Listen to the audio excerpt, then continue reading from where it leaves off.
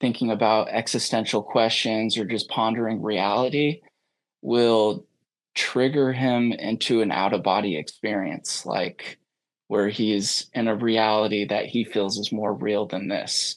Good evening, listeners, brave navigators of the enigmatic and the concealed. Have you ever felt the pull of the unanswered, the allure of the mysteries that shroud our existence? For more than a decade, a unique comic publisher has dared to dive into these mysteries, unafraid of the secrets they might uncover. This audacious entity is Paranoid American. Welcome to the mystifying universe of the Paranoid American podcast. Launched in the year 2012, Paranoid American has been on a mission to decipher the encrypted secrets of our world. From the unnerving enigma of MK Ultra mind control to the clandestine assemblies of secret societies. From the awe-inspiring frontiers of forbidden technology to the arcane patterns of occult symbols in our very own pop culture. They have committed to unveiling the concealed realities that lie just beneath the surface.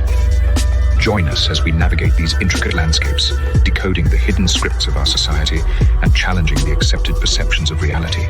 Folks, I've got a big problem on my hands. There's a company called Paranoid American making all these funny memes and comics. Now, I'm a fair guy. I believe in free speech, as long as it doesn't cross the line. And if these AI-generated memes dare to make fun of me, they're crossing the line. This is your expedition into the realm of the extraordinary, the secret, the shrouded. Come with us as we sift through the world's grand mysteries, question the standardized narratives, and brave the cryptic labyrinth of the concealed truth. So strap yourselves in, broaden your horizons, and steel yourselves for a voyage into the enigmatic heart of the Paranoid American podcast, where each story, every image, every revelation brings us one step closer to the elusive truth.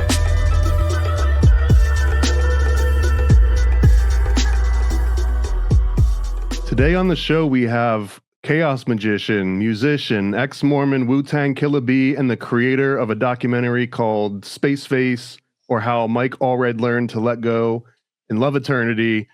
We're going to get to all that. There's a whole bunch of stuff to talk about. First, welcome to the show, Han Allred. And just to really quickly quote my friend Marcus Allen, the microplastics in me recognize the microplastics in you. Awesome. Nice to be here. So let me just ask you the biggest question up front. Okay. Why is there something rather than nothing? Can we just cut through all of the other words and just get to the most important question?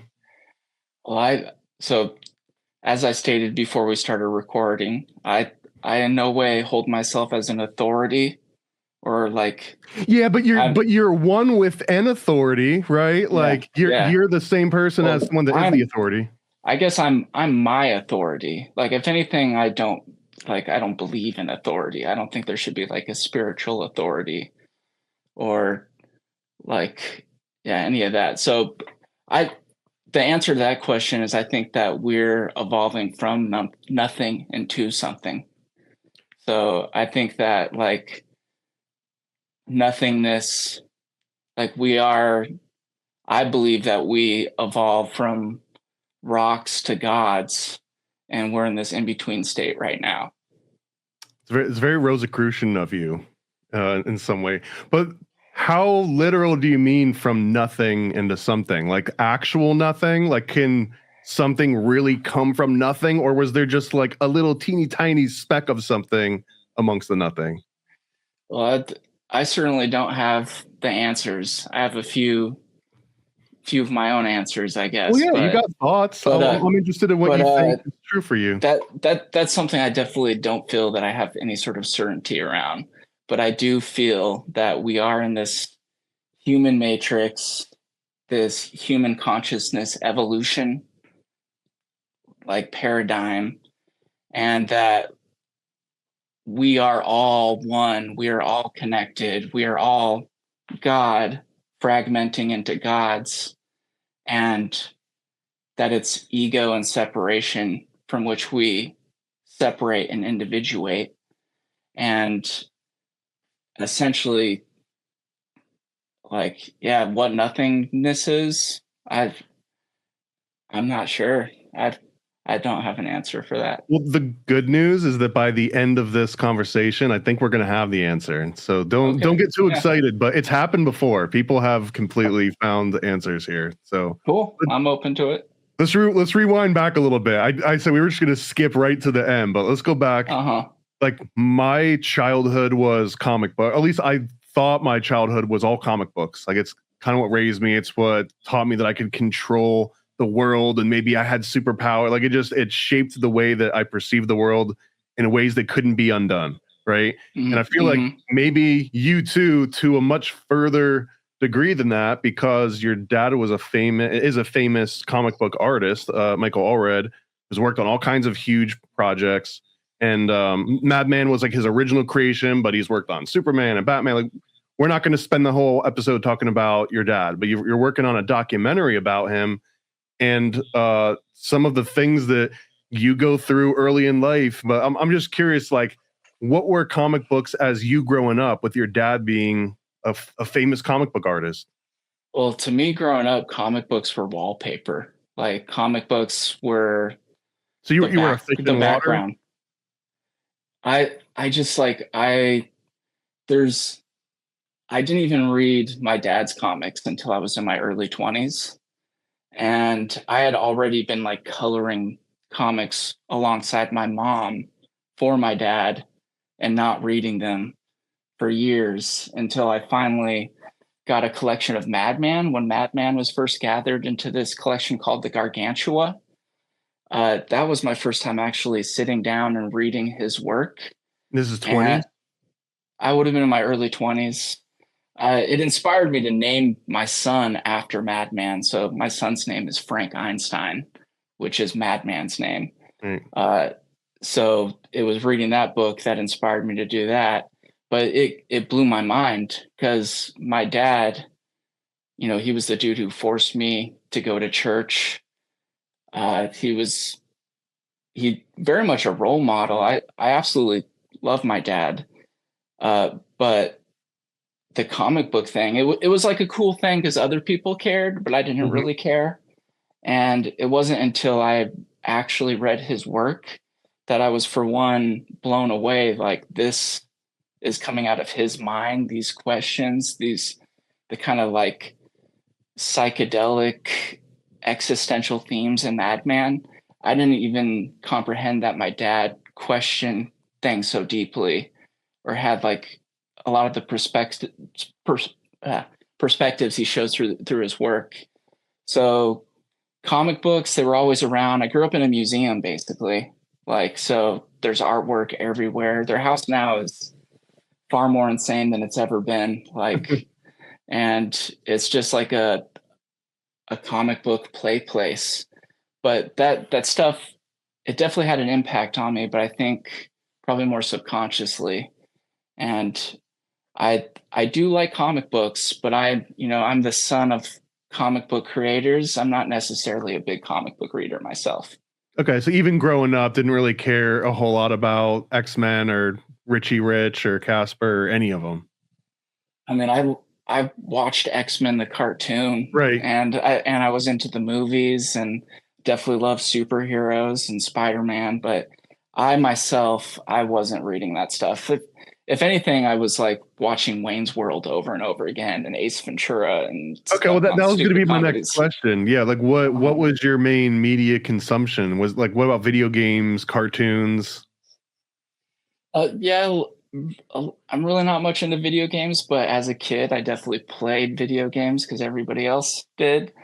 But yeah, mainly just skateboarding, I guess, in my teens and just being a hooligan, like smoking weed behind my parents' back and hanging out with friends and watching stupid comedies, which is still one of my favorite things now. So, and just to clarify, you said your dad made you go to church. What church are we talking about? So yeah, the LDS church, Mormon church. What? So, like, no. Yeah. So we come from, I feel like, LDS royalty in a way. Like my great something grandpa, I think 4 greats, his name's Reddick Allred, and he's some Mormon pioneer hero that like some Mormons who cared to get into the history of those things, like hold him in high regard as like a Mormon hero. And it's my understanding that he was close with Joseph Smith. So it's like our bloodline goes back to at least a homie of Joseph Smith. So, and yeah, that's pretty significant. And I think just being contemporary, being able to trace your family line, if you're into that thing. Do you dabble in Mormonism at all anymore? Do you take a little LDS here and there? I'm very grateful that my immediate family is all checked out from that. Like my dad's all sleeved up with tattoos now. He's not going to finish the Golden Plates book. He's moved on. Like I'm actually a little disappointed to hear that because it only ends like halfway in, but yeah. I can't see anything bringing him back to that. And if so, really? If he were to finish it, if you asked him if he was Mormon, he might say he is, but he's not. If anything, right now, I feel like he believes he's an alien. Like he has some pretty wild experiences, and that's what a lot of the documentary's about, are these like out of body, out of this world, out of this reality experiences. And how they shape his work. There's a specific fascination with Mormonism for me, just because it is one of the closest now like large religions, world religion now, but it's so close to our lifetime. Like you just said, your great grandpa was contemporary with Joseph Smith, the creator of this religion. The only next religions that you can really get into that are this huge, right, is like, okay, maybe you can go to Islam, but now we're talking like 1,000 years. And then if you want to go beyond that, now we're literally talking thousands of years versus a couple hundred years. And it's wild, because who knows if in the next 2 or 3 or 400 years, there's going to be another new religion created that is so close that you can talk to like the living relatives of these people, right? So, and this is not like, so I have a show called Monthly Mormon Monday with my friend Heidi Love, and she had a very similar experience that you kind of wrote about. So I want to get into this a little bit, because I'm really fascinated with this concept of it.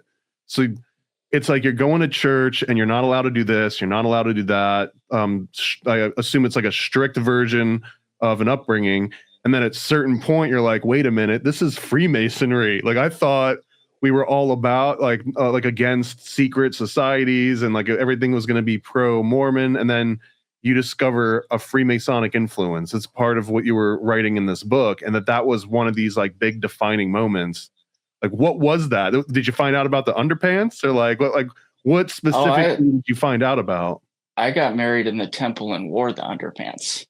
So did you know at the time that they had the symbols that were touching your skin? And I didn't know what a Freemason was at that point. So like growing up, they're not telling you that Joseph Smith was a Freemason.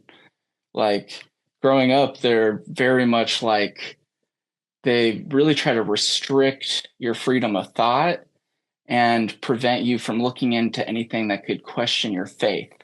Because it's like constantly reinforcing that the importance of your faith, but it's like reinforcing the importance of your faith through the lens that is their philosophy that they don't want you to look outside of.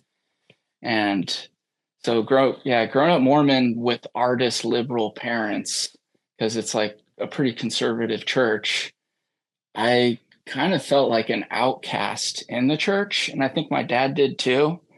But it was like, one, or did you start feeling that way after you started having certain questions, or I never felt like I belonged. So it's like my parents didn't really take it all that serious, and so we would go to church. Like Jack Mormons or what? So like my, it's really important to my grandparents on both sides. My dad's parents are dead. My mom's parents are still alive, and they'd like go and work at the temple every week. So with that like family influence and pressure, I think both of my parents very much went to church because it's what was expected of them. But at the same time, I don't believe they took it all that serious until uh, 2003, when my dad had one of these episodes he goes through. He calls them his existential tears. His existential episodes. He had one of these episodes, which he's had his whole life since he was 5, where essentially like thinking about existential questions or just pondering reality will trigger him into an out of body experience, like where he's in a reality that he feels is more real than this. So to him, this reality feels like a dream compared to the place he's going. So And every few years he like wakes up like he's Neo in the little Matrix bubble, and like he's there for a little bit, and then he comes back into the Matrix, or what? so it's like he breaks from the Matrix, and it's very frightening, and he's terrified, and he's alone drifting through space, and he can't quite put it into words what happens. And I think it's like words like could help us describe what we're trying to convey, but I feel like they distort just as much. And that's why so many of us disagree and can't come to understandings with each other, just like as humanity.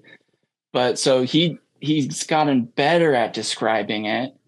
And a lot of this documentary work has been like diving into these things, which kind of were like the family taboo we didn't talk about. But he gets torn out of this reality, and he's clinging to this reality. He does not want to go. He doesn't want to like lose himself. And these episodes he goes through have been incredibly frightening for him.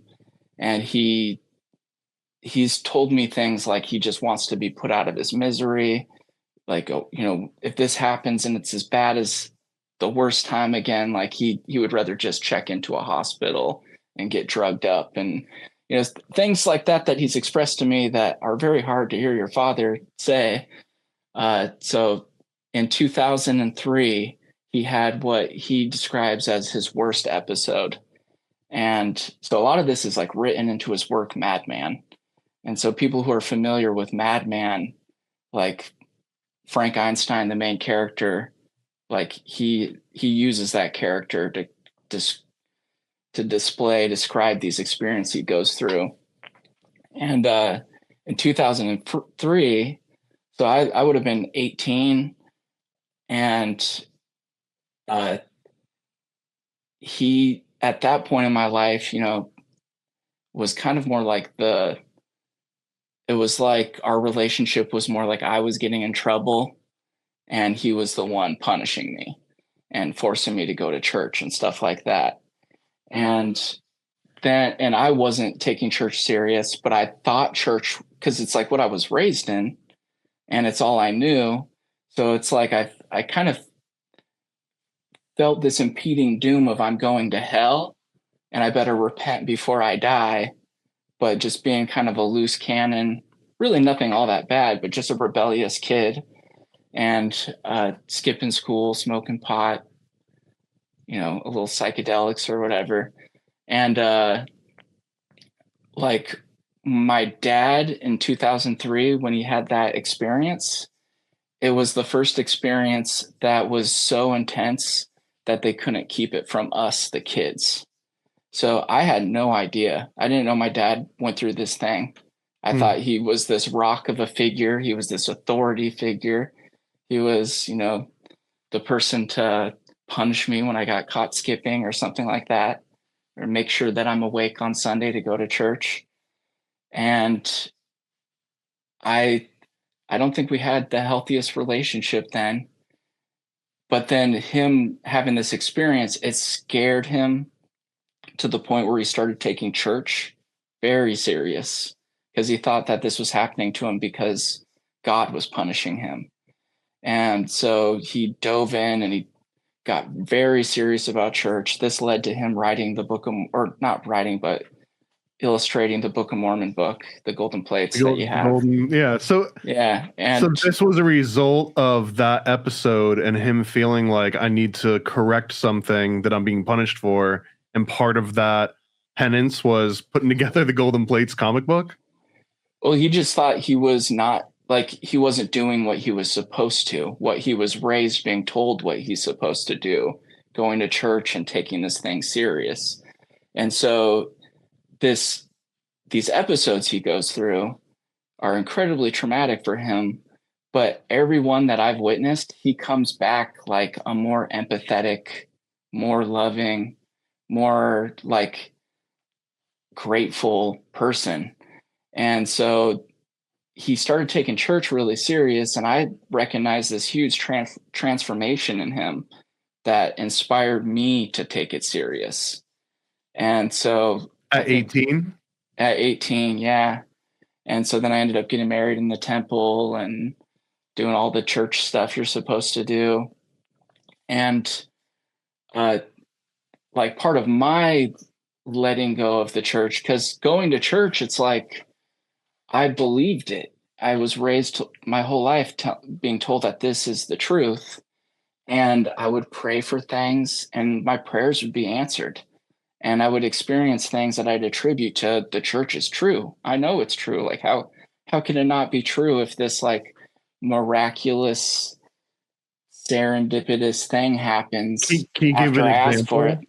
Can you give an example of like a thing you prayed for and it happened and you were like, thanks Well, God? I remember one time like feeling like after I was kind of scared back into going to church.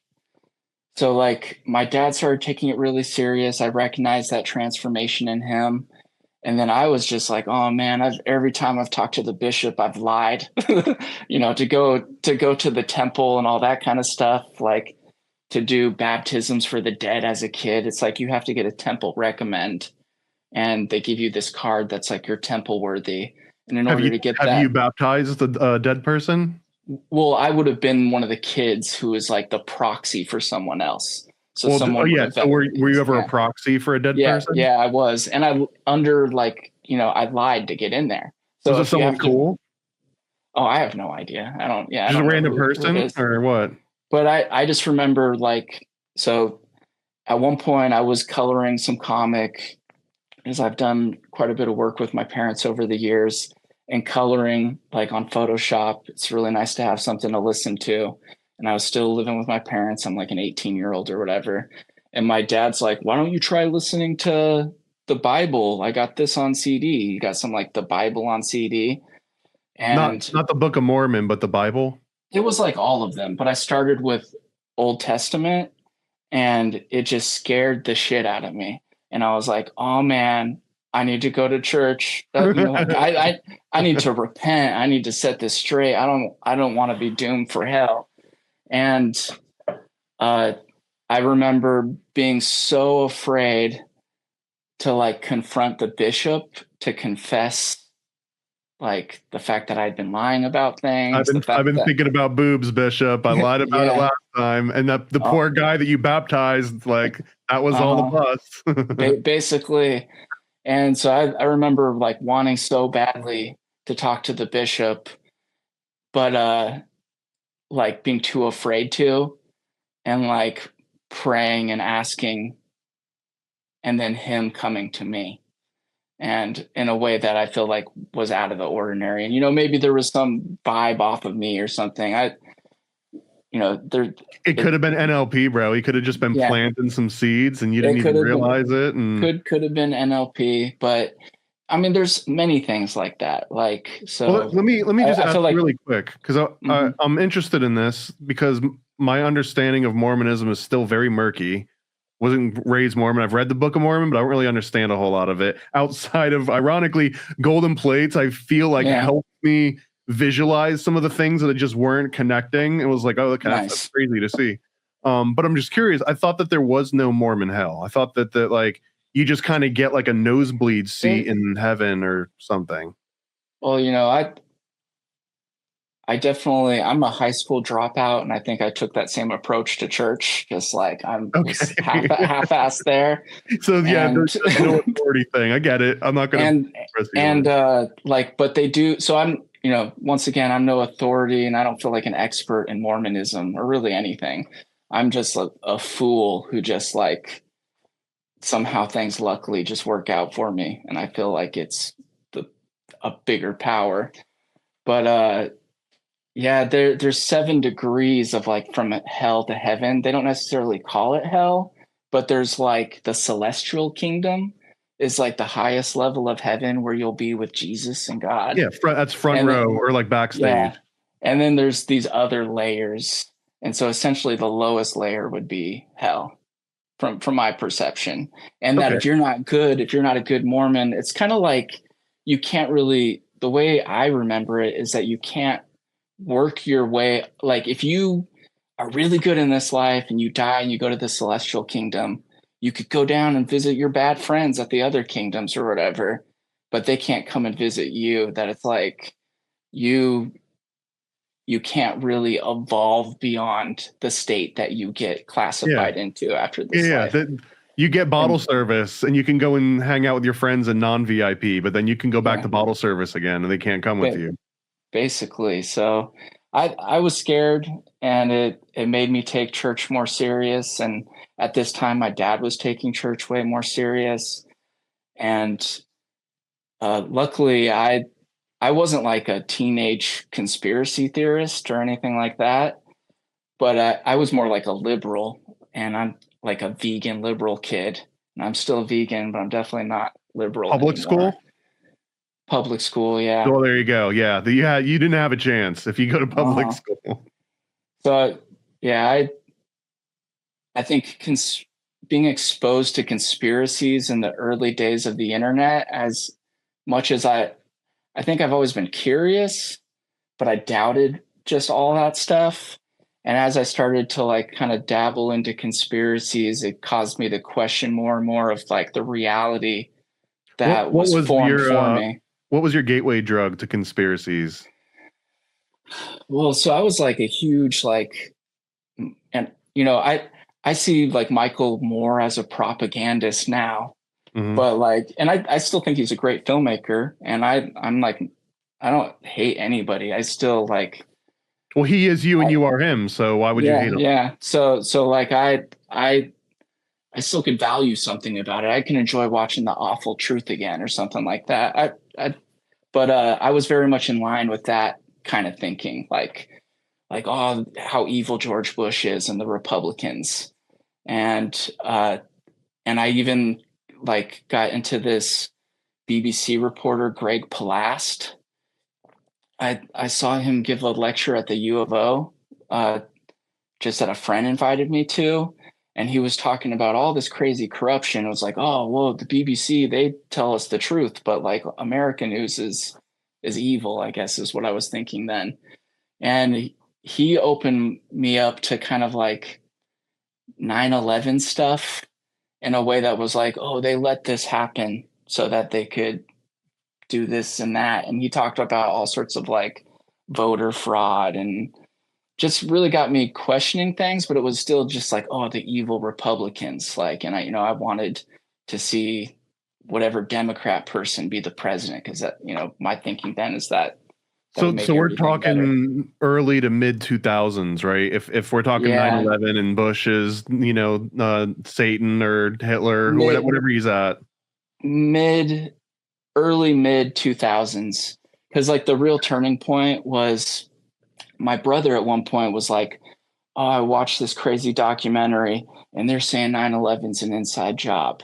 And it was Loose Change he was talking about. Nice. It's a And great documentary. yeah, and so I'm like, absolutely no way. This is bullshit. Like I'm gonna watch this. I'm curious.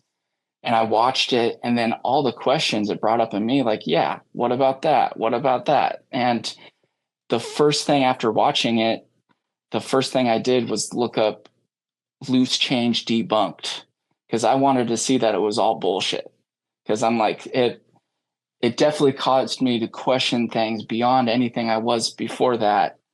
And what I found over and over again when trying to find these debunking theories that would disprove it and I guess like settle me back into the belief system I was in, uh, what I'd find instead of them actually having like a valuable rebuttal would be they would just attack the character of the filmmakers. So over and over again, I just saw more like ad hominem type attacks towards the filmmakers or people who believe these things and never really address any of the concerns that came up. And then this was like early internet days. I think a friend had just invited me to Demonoid, this torrent site. Oh wow, I haven't heard that name in a long Yeah. time. Okay, And yeah, then I could talk and about. then and so then it's like I start looking into more 9/11 stuff, and the deeper you get into it, the more just the official narrative. Like I don't know what the truth of it is. I don't think I could possibly know, but I definitely was led to believe it's not the official thing that we're being told. And then I just kind of like I think I got a little hooked on just questioning my belief system because So it started with there's like some your political, your worldview. It didn't Mhm. start anything religious or spiritual. It was like, oh, the government might be lying, and if they're lying, let me just like do another full index of what I believe now. Yeah, and then Zeitgeist. When I first saw I knew that, you were gonna say Zeitgeist. I I remember watching Zeitgeist and already kind of like I had already learned about the Federal Reserve and fractional banking and kind of like Was the that from Money system that Masters? I've seen that the Aaron Russo movie, whatever that was called. America, Freedom, and Fascism. Yeah, and at this point, like I never really vibed with Alex Jones because he has that like Rush Limbaugh kind of like whatever to him.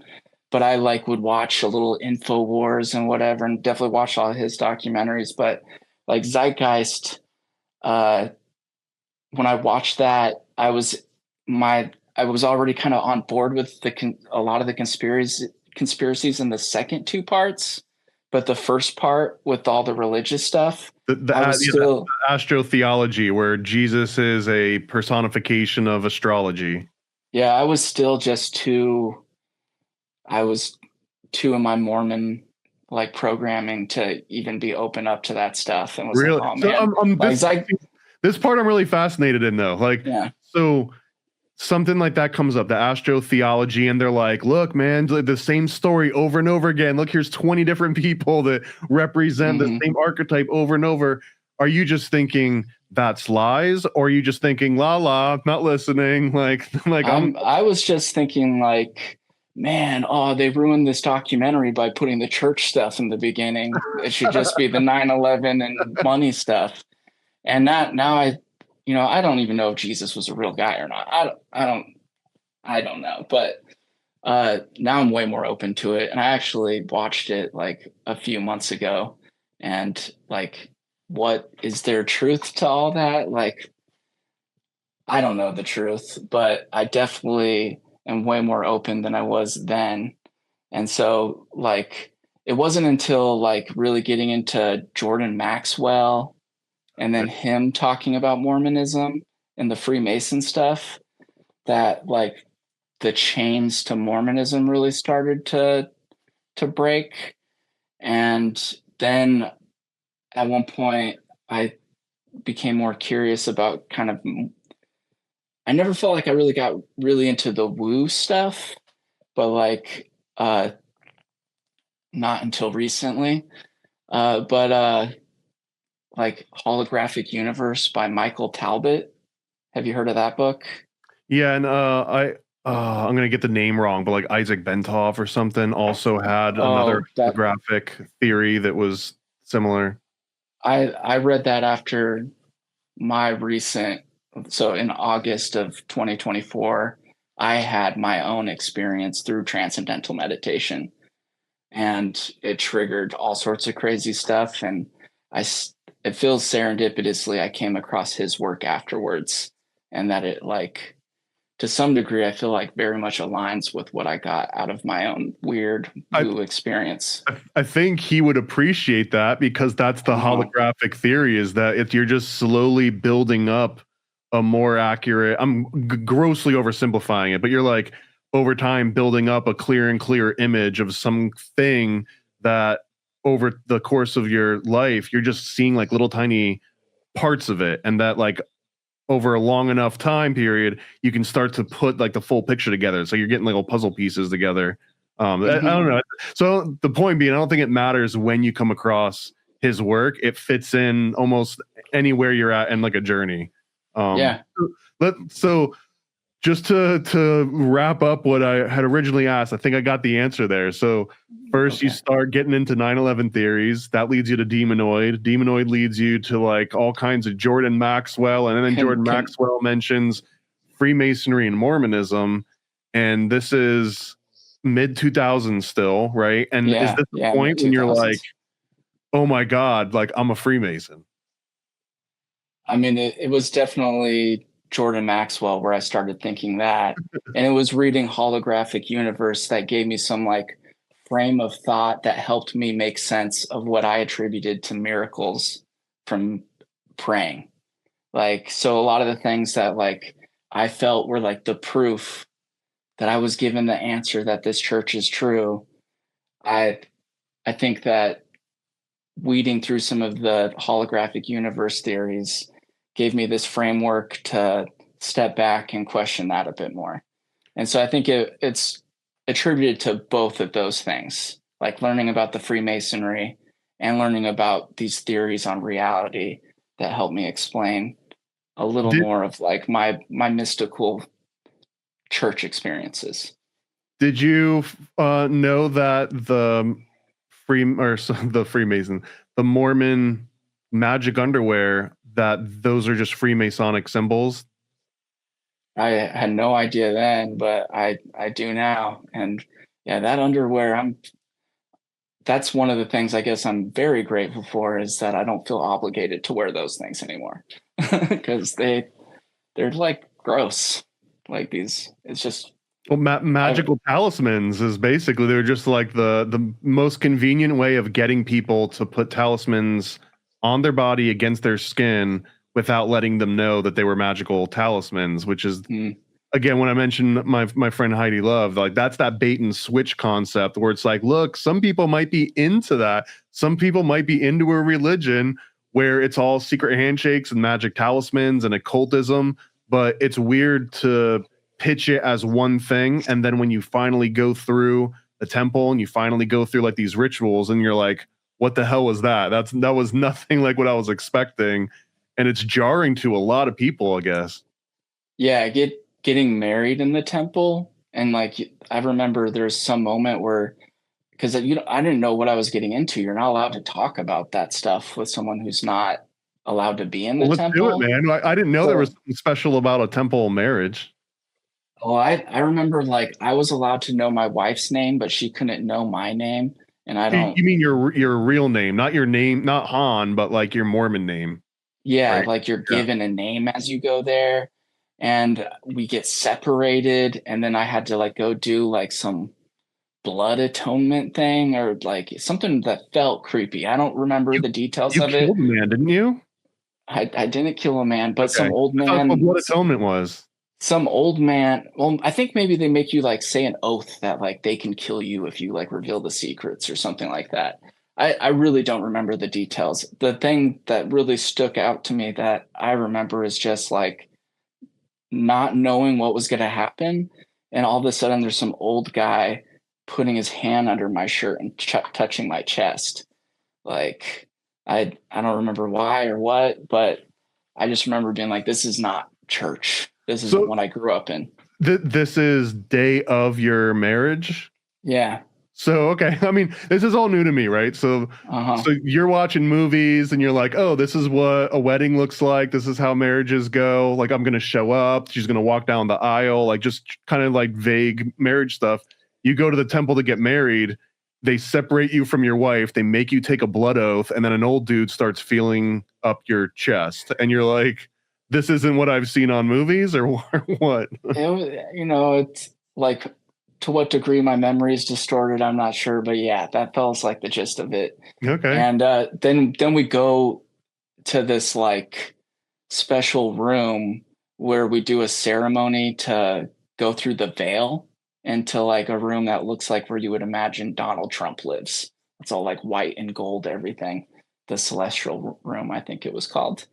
So, and those, like what we did in those ceremonies seems, from my understanding, like taken directly from Freemasonry. I was watching, I think this came from one of the videos you've got on your channel. Everyone, if you're watching, you should go subscribe to the channel. But that you said that you dabbled in a few different religions, that you even went to like a OTO or like a Thelemic church, and that it reminded you of Mormon service. Are we talking this like the marriage Mormon service? Or are we just talking like normal just everyday Mormon service? I think church is never. I've always hated church. Like Even there wasn't OTO church. I thought that there was like boobs or something and like alcohol. at the OTO church. There were boobs, but there was like some woman on some sort of like, yeah, there was, I think, some woman with a sword who was topless, and we ate these biscuits that had period blood in them. I think you went to a Renaissance fair, my friend. I'm not sure if you actually went to an OTO service. It was weird. It was weird, but I just remember being like, man, this is just like church. Like this just feels just as much like church to me as going to Mormon church. Here. Yeah. What's that? The Eucharist was a little saltier. Yeah. Like So you don't really get Eucharist in Mormon church, do you?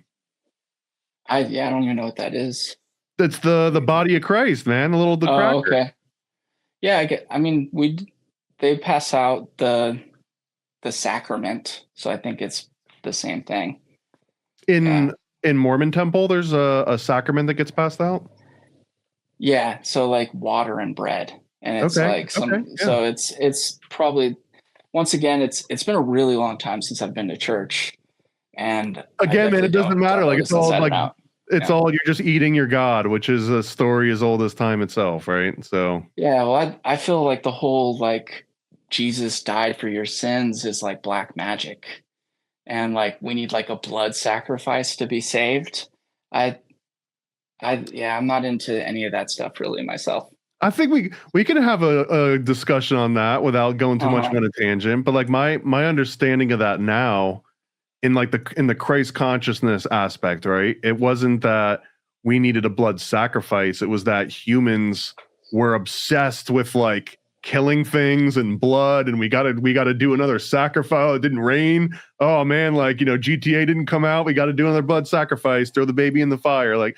And that was happening so often that they needed some sort of a miracle story that was like, look, here's a sacrifice that's going to be so great that you could never compare to it. So don't even worry about throwing your baby in the fire anymore, and don't worry about like the binding of Isaac and all that. Like, don't kill anything anymore because the ultimate sacrifice has already been given.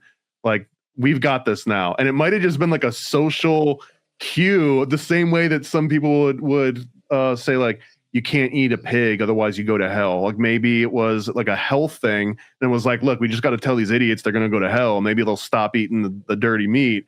It might have been the same thing where it's like, look, we got to tell these idiots that God died for this big sacrifice so that they'll stop sacrificing each other. It's the only way. Yeah. I personally, I'm not like deeply studied on this stuff, but just from my perspective, and I'm flexible, with information, my mind will change about things. I feel like Jesus was just like a dude who had this mystical experience and wanted to share that with other people, like expressing to them essentially that they have this within them too. So I don't think I need Jesus to be saved, but I feel like Jesus is like the homie. Like you mentioned in the book that you had written that you had resentment to Jesus early on. Like what did the J-Man do that made you so angry at him? I had resentment towards Christians. So, and I all Christians or just Mormons or what? Religion in general, I think. But yeah, I mean, growing up Mormon definitely was the beginning of it. That's the experience that I guess scarred me, that made me feel this resentment towards Christianity and Christians. And Jesus is the poster boy of Christianity. And I I think that I just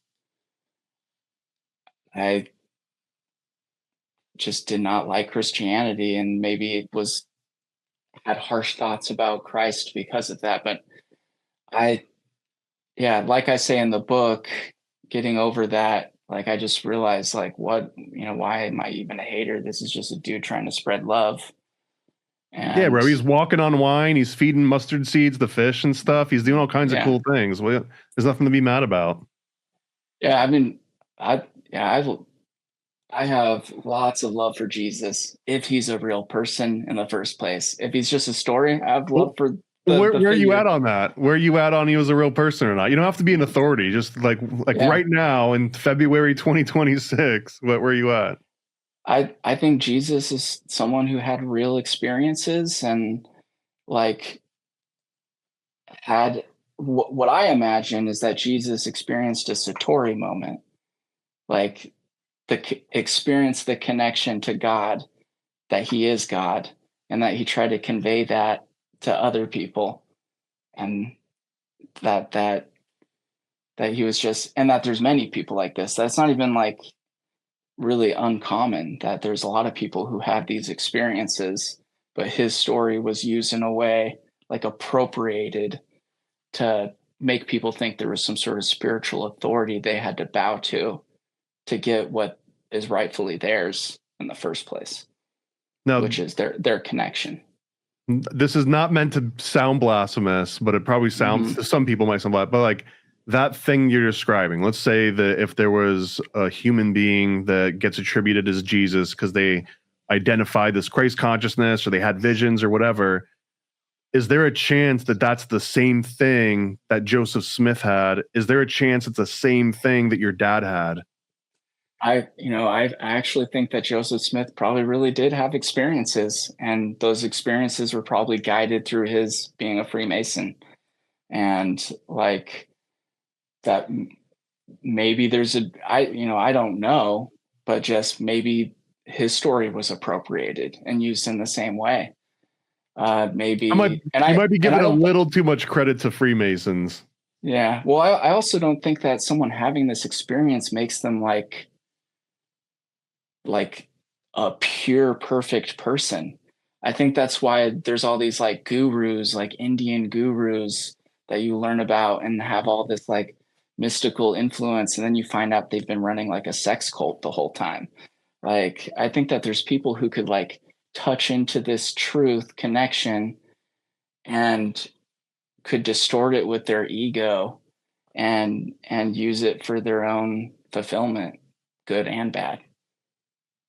I So think that there might also be an element of like the big fish thing where like some like Joseph Smith was mad young when he had his visions, right? He was like late teens or early 20s or something. he was Um he was a teenager. and I'm not attributing this to Joseph Smith. I'm just saying someone that has an experience like that and then they think about it 5 years later and 10 years later and 20 years later, like if it were a fish they caught that was like this big by the time that they Yeah. tell it the 20th time, it's like a huge fish they couldn't even fit in the boat and they had to have like their friends help carry it, and so that there might also be an aspect of that, like they get a little touch of the Christ consciousness, or you go through the mystery school and you're like, I got it now, I understand, and then 20 years go by and like you don't remember it, but you just remember that you had it at some point. I think that's very likely. I feel like that applies to just my own experience. Like how much can I trust of the memory?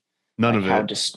how distorted is it? How much more distorted each time I recall it? So Fully, yeah, 100. It's fully distorted, man. It's not even the yeah, same thing. It's I know that you dabble in AI and stuff. I don't know if you play with like Suno as an example, right? I haven't. No. Okay, well, I think it's cool to see all the weird videos that people are making, but like yeah, the videos or even images, it's like you can give it the same description and hit generate and mhm. get like a million different iterations of that, the same way that you could with like an artist. And it's like it's still saying the same thing. It's still the same concept, but just being expressed in infinite ways, essentially. Yeah, yeah. So like in Space Face, if you're thinking any of that visual stuff was AI effects, that's all like me in After Effects. And like this, I think you mentioned in one of I made your. this liquid light art stuff with like the old like clock face glass, like psychedelics, like effect style. So it's a lot of like practical effects and AI, and not AI but AE, After Effects. After Effects. Let me ask you too, because you mentioned that earlier on you came across the work of Aleister Crowley. Is this Jordan Maxwell area? Like once he starts talking about Freemasons and Mormons, now you start hearing about Crowley, or was that separate from this? Well, I was definitely hearing about Crowley before, but so like as you get into conspiracies, then Crowley starts popping up as like the wickedest man ever, like 666, and uh, I I definitely saw all sorts of things that demonized him, and I'm not here to say whether he was a moral role model one way or another, but like I was afraid to look into Crowley. Like I had this Christian Mormon conditioning, and uh, hearing about Crowley at first was mostly just how evil he was. But being a musician and especially a lover of David Bowie, David Bowie's like my family soundtrack. It's probably like the most significant character or most significant artist to my dad. And so It like made a comic book on him. yeah, he made a Bowie comic book. So Bowie is just been such an influence on our family as a whole. And in my, around that period of questioning things, mid 2000s, I started to really listen to Bowie on my own, not just secondhand through my dad. And Quicksand from Hunky Dory, just the whole album Hunky Dory, just really started to blow my mind. And this was like after I was starting to learn about Freemasonry and some of these more esoteric traditions. And the album just meant so much to me, and especially the song Quicksand. I just felt like Bowie was like that he must have been part of some mystery school, and he's giving me some sort of like special info through this song. And it really resonated with me. And there's just the realization, like, why is he dressed up like Aleister Crowley? And then, just being a lover of Beatles, Bowie, and all that stuff, why is Crowley on the Sgt. Pepper album?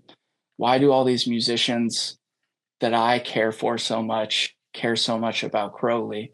And it made me curious, but it was like scary because this is like the dark stuff, I don't want to let demons in or whatever.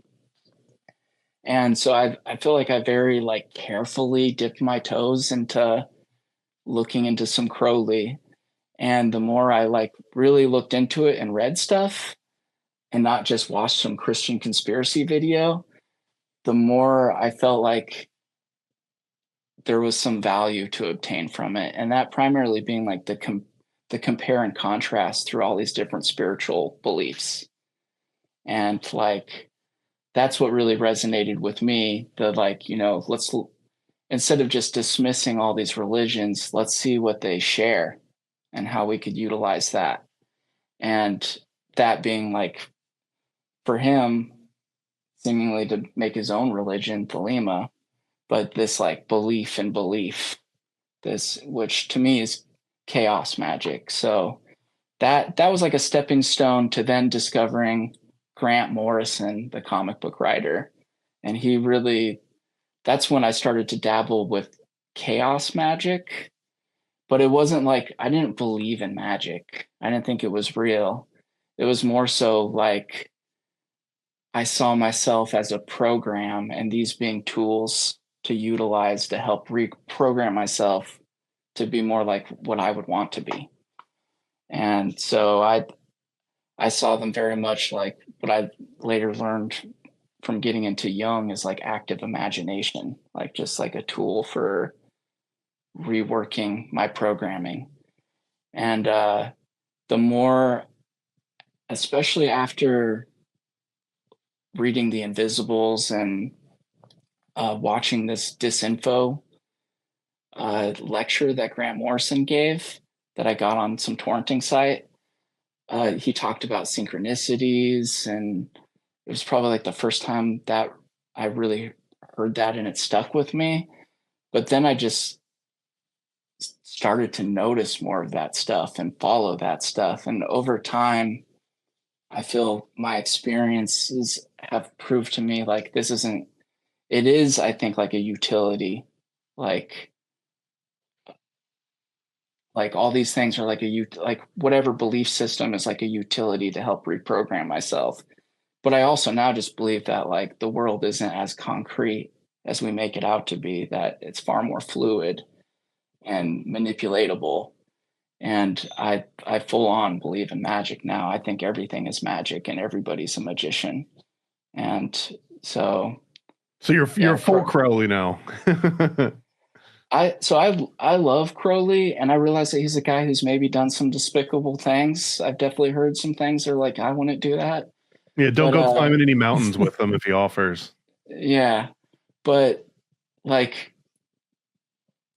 yeah, he's not like a spiritual authority over me, or he was just like, he's one of many like mirrors, one of What about many like things. Anton LaVey? I I bought the Satanic Bible or whatever, and I intend to read it at some point, but I never actually, I don't know much about it. I I'm definitely like I think you missed a I'm wave on this, man. This was like when yeah, Marilyn Manson first came out. He probably sold more of these than ever. really. And but now, I mean, 2026. I don't know, man. It's a little. You probably open it up and be like, "Oh, this is kind of vanilla." Well, I kind of see like I feel like Aleister Crowley and Carl Jung were like kind of sharing the same thing through different filters. Where I think Aleister Crowley was more aligned with ego. It's like the same kind of thing pushed through a filter, maybe biased more towards ego, and Jung biased more towards oneness, more towards the light. But there, I see essentially the same value for myself. And I don't want to not look into something because someone tries to scare me off of it or whatever. So I'm open to, and that's why I bought it and I'm looking at it right now on my shelf, but I have been too lazy and haven't gotten around to it. It's funny just because when you said that about Crowley feeling dangerous, like it felt like you might Hmm. be in danger just from looking at it. I didn't think that about Crowley just because he was in all this music and stuff. It felt like that was someone that my like grandpa might have been afraid of or something, but not Yeah. me. But to me, it was the Satanic Bible and it was the Anton LaVey, and it was the like if you open this up and start reading it, you could have a demon attached to you, and you don't want to have a demon attached to you. Like, yeah, I had enough problems. I was going through puberty. Like, I didn't need a Yeah. demon to also worry about, or even worry about if demons are even a thing to worry about. Like, it was beyond. So whatever you went through with Crowley, it was kind of mine with LaVey. But then when you actually go and read it, you're just like, oh, this was supposed to send me to hell. Like, I've Yeah. read worse in the Old Testament, way worse. Hmm. Yeah. And I certainly feel that same way about the Old Testament. I've watched like documentaries and know very little about him, but yeah, Just he was a carny. That's pretty much mhm. that's the quickest way to say it. He was a carny. I think growing up Mormon, there's so much of this is how everything is. Don't ever look over here. That like now when I feel like I'm not supposed to look at something, it's like I need to look at it. And so it doesn't mean that I'm going to like endorse it or adapt it or whatever, but I'm a curious person and I want to I want to know why. Like, It's interesting to me too. Well, first of all, Aleister Crowley, I think, felt the same way that you feel about him. Well, he felt that way mhm, about Joseph Smith, where it was like, hey, there's information from this Joseph Smith guy that I can like incorporate into like all this other information that like he was trying to put together. But like that magical concept and like starting to get into like magical forms of thinking and chaos magic also branches into Scientology, right, mhm, through like Parsons and L. Ron Hubbard, because they were kind of following Crowley. And Scientology and Mormonism, I know like they seem like they're completely different, right? but neither of Yeah. those religions saw the internet coming, and the internet was like the number one thing that started to eat at those two religions in particular. I can't think of Mm. many other religions that the internet did such a huge blow, because in Scientology and in Mormonism, it was that same thing. Like, anyone outside this church is going to try and lie to you and say the church is bad, and just ignore them. Just don't pay attention to them. But as soon as you have access to demonoid, like, it's Yeah. impossible to not invite that demon in and just get all the information, right? A demonoid, of course. Yeah. I so I feel like, I did have that experience that I briefly touched upon. And there's a lot that I feel like I learned through that. And to what degree it felt as though, like, so in this transcendental meditation, like, that it's as though like I'm an antenna and I started picking up a different station, and then I was caught between stations for like a couple weeks. And through this experience, this is where I never ever saw myself writing a book or feeling I would even have anything to write a book about. But making this documentary was really about diving into this family taboo, which is really around these existential questions that trigger my dad. And when I had my own experience, it was just like, well, I can't make the documentary about this. Like, I have to write a book. But through that, I definitely, I feel I gained a lot of insight for myself. And the thing is, I don't want to push anything on anybody. And I feel like nothing can be pushed. I can only hope to inspire somebody, that maybe something I say like helps them, or in some way inspires them to follow their own light.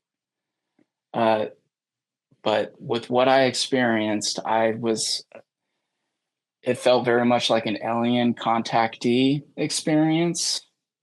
It felt like I When are wasn't we talking? When was human. this?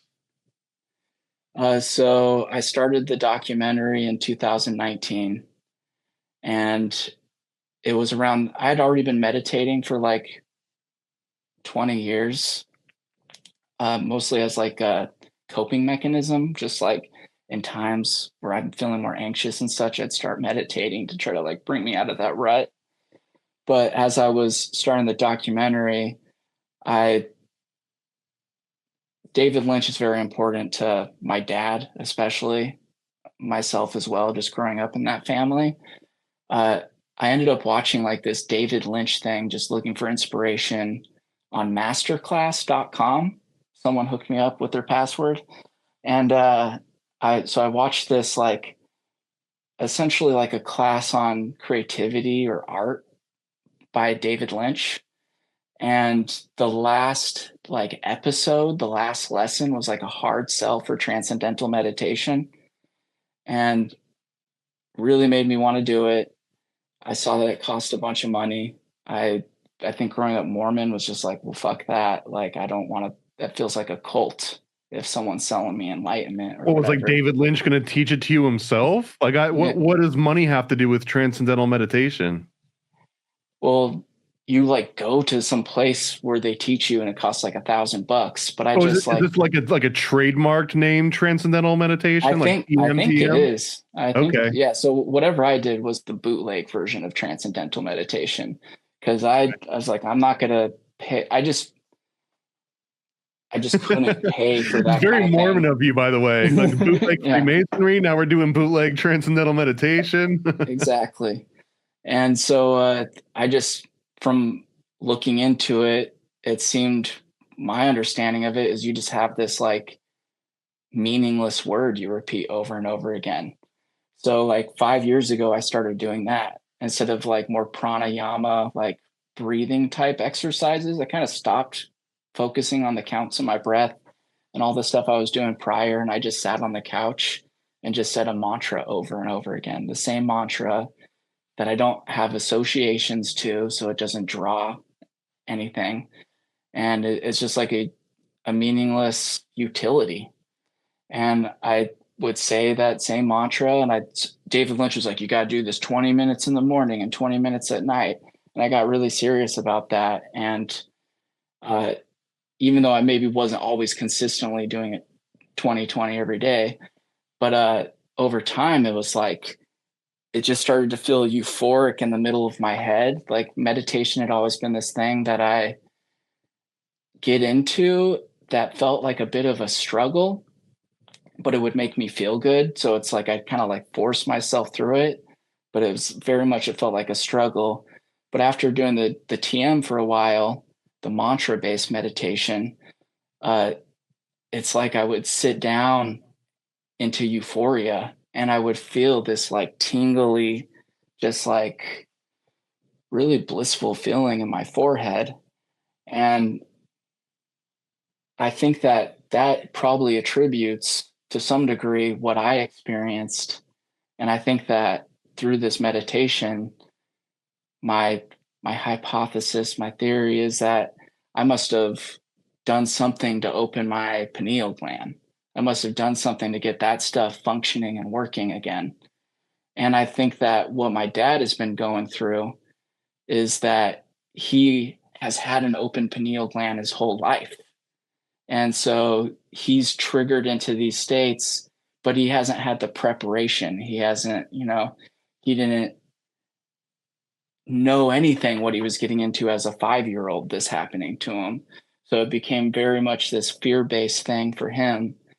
But when it ultimately happened to me, I feel that because of witnessing his experiences and the paths it sent me down and the esoteric weird stuff I've looked into, from curiosity, learning about conspiracies and all these esoteric matters, although I didn't have a teacher or a mentor, I feel like I had deeper insight into what was happening to me, to where it felt as though I was guided for a good experience, where his experience like are traumatic and sound more like a hell-like experience.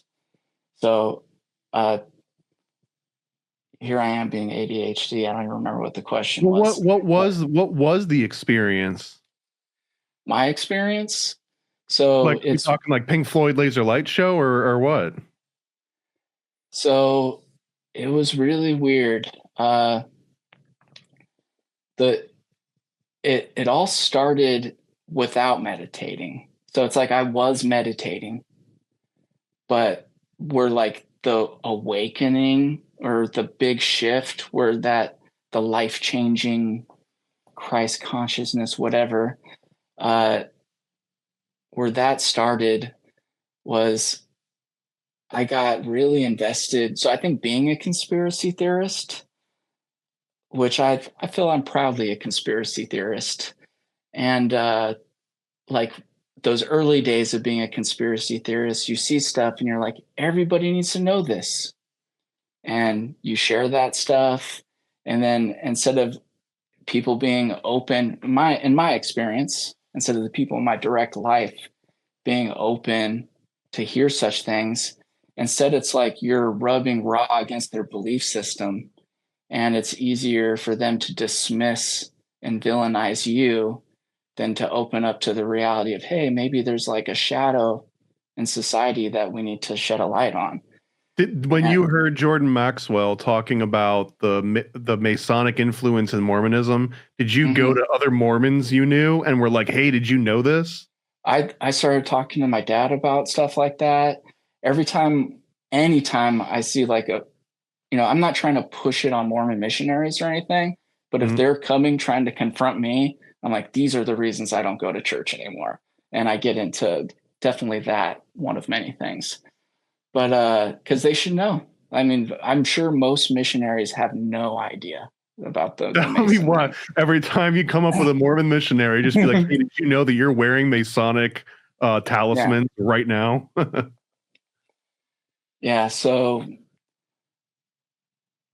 well, so this turned into like a life-changing moment for you. And it started with Oh yeah. transcendental meditation, feeling the tingling, which eventually, it sounds like the connections here. First, it was Jordan Maxwell, then it was David Lynch.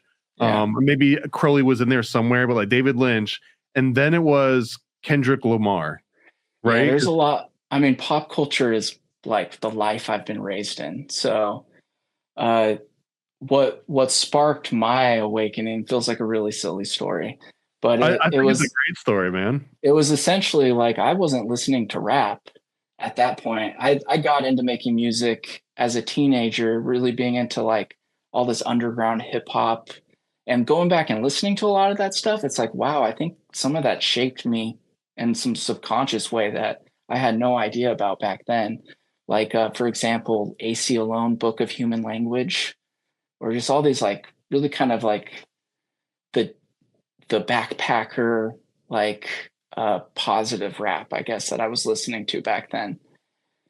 And then I've just gone through waves of interest, and I think I was more into the KLF and in my like 90s rave era, like just a few years ago. But then all of a sudden I like I felt compelled to look at this battle that had just started, and I really wasn't aware of Kendrick or like much about Drake either, but I've kind of always been like a judgmental hater, like not like especially Because he's being like one of Canadian. well, just being one of those like underground backpacker type hip hop heads who's like all the mainstream stuff sucks, like this is the good stuff. And I think I grew to the point where I was just trying to see the value in things instead of just tearing it down, like things I previously wouldn't have liked, like Drake. So I really went into it open minded for just like I saw on Reddit this battle had happened. These people are talking about it. I took interest. And the first thing I listened to, I believe, was Drake. And I remember being like, oh, that, his cadence there was cool. Just really trying to like, I think just generally I'm a positive person. And so I was like trying to see the good in it. And then then Kendrick dropped some song immediately after, and I'm like, I don't remember exactly what it was, but I just remember it being harsh and like damn, he's like really tearing Drake up.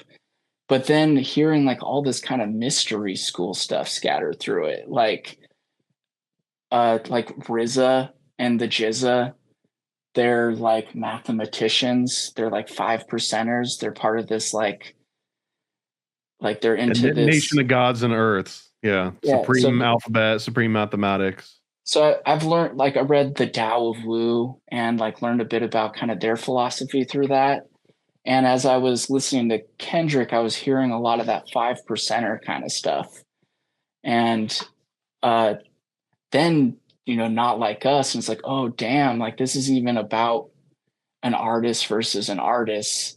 This is like an artist using art to take on like this corporate system and this like these billionaires and all this human trafficking stuff that as a conspiracy theorist you hear a lot about.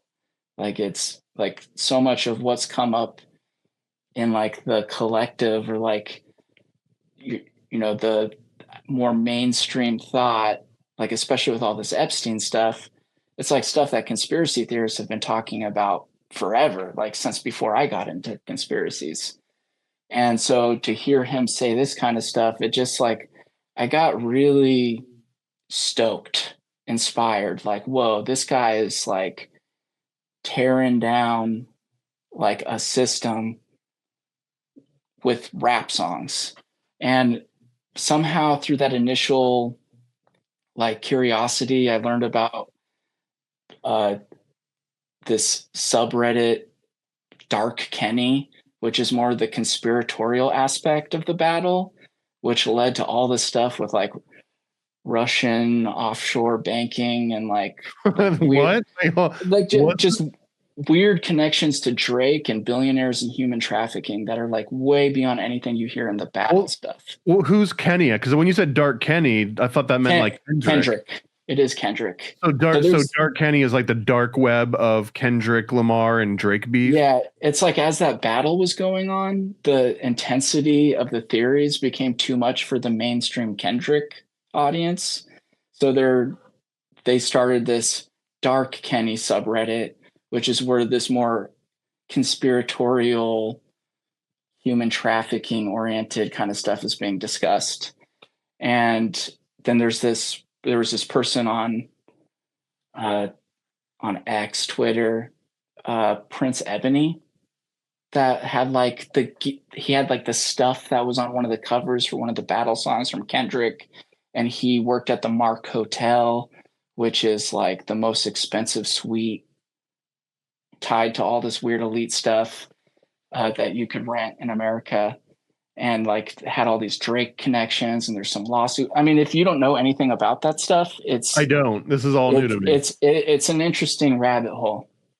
So wait, I just like does this mean that Kendrick Lamar and Drake, like there's a Kendrick army that represents fighting the establishment and Drake represents the establishment? Or I'm trying to understand this. At this point, I see Kendrick as much as the establishment. I don't. You mean the guy that does the Super Bowl yeah shows? No way.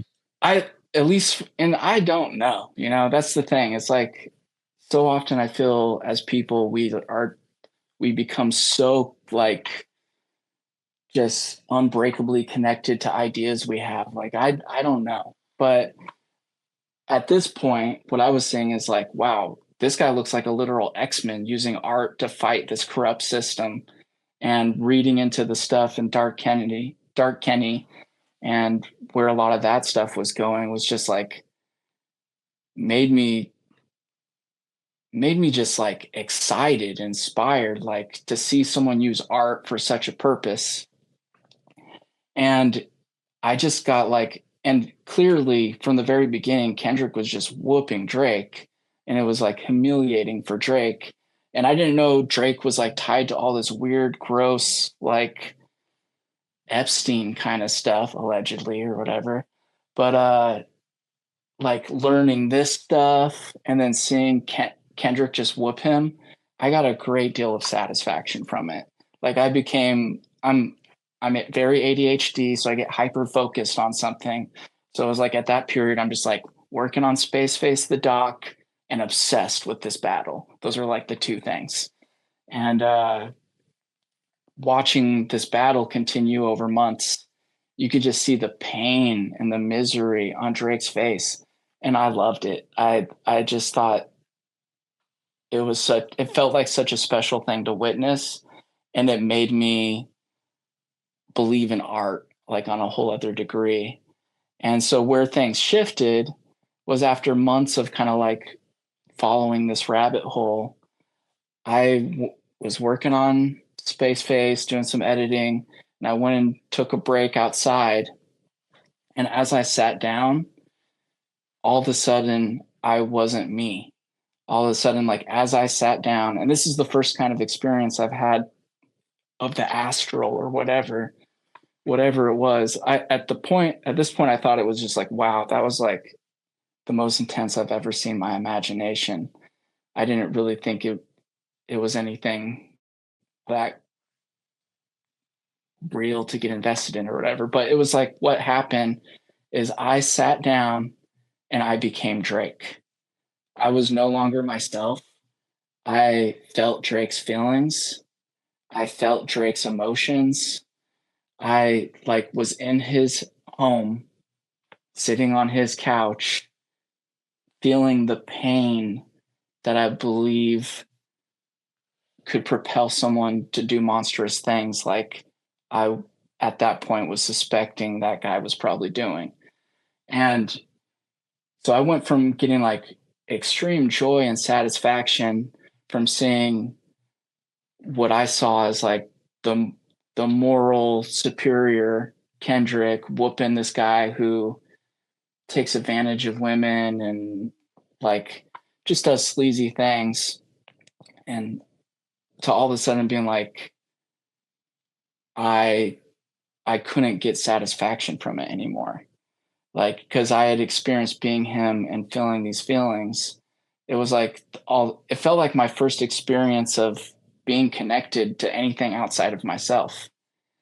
And that it got me to like think a lot deeper. And I think it just like kind of shook me. And so over this period of 2 weeks after that, it just seemed serendipitously, all of a sudden, all this Kabbalah stuff was being recommended to me. Just all the stuff that would show up in my algorithm and my feed was like stuff about what the devil is, and like the devil's your opponent. Like it's this thing you spar against to like to grow and evolve. And it gave me a new perspective on the devil. And then there was this moment where I got upset, like I was triggered, something that would have normally triggered me to get upset, and I did, but all of a sudden I wasn't myself getting upset. I was like witnessing something within me get upset. Like I was the observer, as if I was watching like myself be possessed. And it scared the shit out of me. And it really made me think like, oh, if I actually believe I could be possessed, I need God. Like I can't do this Right. by Let's go. myself. We're going back to temple. Yeah, I can't do this by myself. Like because I wasn't even upset, but there was this thing in me that was, and I was witnessing it happen. And then I just was thinking more and more about Kendrick. I'm like, man, why does that dude wear a cross? Uh, like, and it just kind of, when he's talking about all this like esoteric 5%er kind of stuff, he didn't come across like a normal Christian to me. I felt like he was on some other level, and just made the assumption, like, I bet that like that dude probably has Christ consciousness. If anybody has Christ consciousness, I bet it's that dude. And that inspired me to then get into a deep meditation. And as I get into these deep meditations, just being like a practicing chaos magician, I have like different entities. One's real, collectively real, or that I've made up or whatever. It doesn't matter. Just like these, there are spirits and entities that I'd like pray to, give thanks to, ask for specific kind of help from. And so this night, I got into one of these deep meditations and was like, yo, Satan, like, thank you. Thank you for helping me individuate and become the person I am. Like, to be the opponent to spar against, to gain whatever strength I have and such. And basically was just like showing appreciation, like, thank you, but I'm cutting ties. Like, you don't control me. I don't want any sort of influence from you that's not for my highest good. And then I prayed to Jesus and was like, Jesus, I'm sorry. Like, I'm sorry for being a hater. Like, you're just this cool guy trying to spread love. Like, thank you. And then I prayed to God and was just like, I'm ready. Like, I want Christ consciousness. And then this small, still voice, like a voice in my mind that wasn't my own. And these aren't like, when I'm meditating and stuff, because I've done this for so long, it's not like I'm in an icy cave or like having these, like, it's just blackness. Like I'm just closing my eyes and like just soothing myself. So what you're talking about now, you're having actual visuals. So in this moment, I had a voice speak to me, and this voice said, forgive all the people that have hurt you. And I've already like been this like Alan Watts, Ram Dass, like making like money off of rich white women is all like I'm hearing. yeah, like, well, I feel like that stuff has already resonated with me, and I've already kind of like had this, like, when someone irritates me, like what is it about myself that I'm irritated in that person? Like trying to like learn from that stuff. Like, so just like this trying to just like, it's like seeing your reflection in everything else, in everybody else. Like I've already like, that's already been like a practice of mine. And so like, there are people in my direct life who've done things that have really hurt me. But I think because of a lot of my influences or just where I was at that point, I'd already forgiven those people.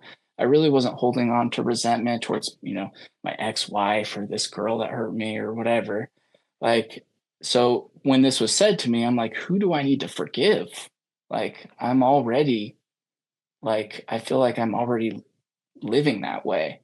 And then I realized, oh shit, there's so many people I hold resentment towards. There's so many people who have hurt me that I like don't even acknowledge. And so then I started forgiving Bill Gates, the Rothschilds, like the Bushes, like so just all these like names of people I really don't even know. Like people who don't care if I forgive them or not. They Like don't even know you if exist. if anything, they have more power with me hating them than me forgiving them. But so as I had this realization, I started saying these names, and every name that I said, I felt my body vibrate like intensely. And each name, like my body vibrating that much more intensely. Like it felt as though every name that I forgave was like a brick being taken off of my soul, allowing me to elevate. And so I'm naming all these like conspiracy, all these people that we know through the conspiracies. And then the last thing I was like, and I forgive me. And when I did that, then it was like I all of a sudden wasn't in this reality anymore. And I was experiencing, I believe, like what Buddhists call a Satori moment. Like I experienced everything, everywhere, all at once, and that everything is love and that there's beauty in everything. And just really like the most intense, euphoric experience I've ever had in my life, where I felt my heart just blast open and had just a profound experience. And then so it's like it started with that. And then it felt like it was though like I'm like a radio and I was tuned to this new station that was the all. And I was experiencing this thing that I don't think you could possibly convey to someone else. And that's why I think it's so important that people find their own answers within themselves, because whatever I experienced, I can't teach somebody. But this experience coming back from it, then it was like all of a sudden I was stuck between stations and was having, I believe, like interdimensional contact. Like there were like beings talking to me, teaching me, telling me about things, as well as I was like channeling, like I would say things, but it was like something was saying them through me and I was listening.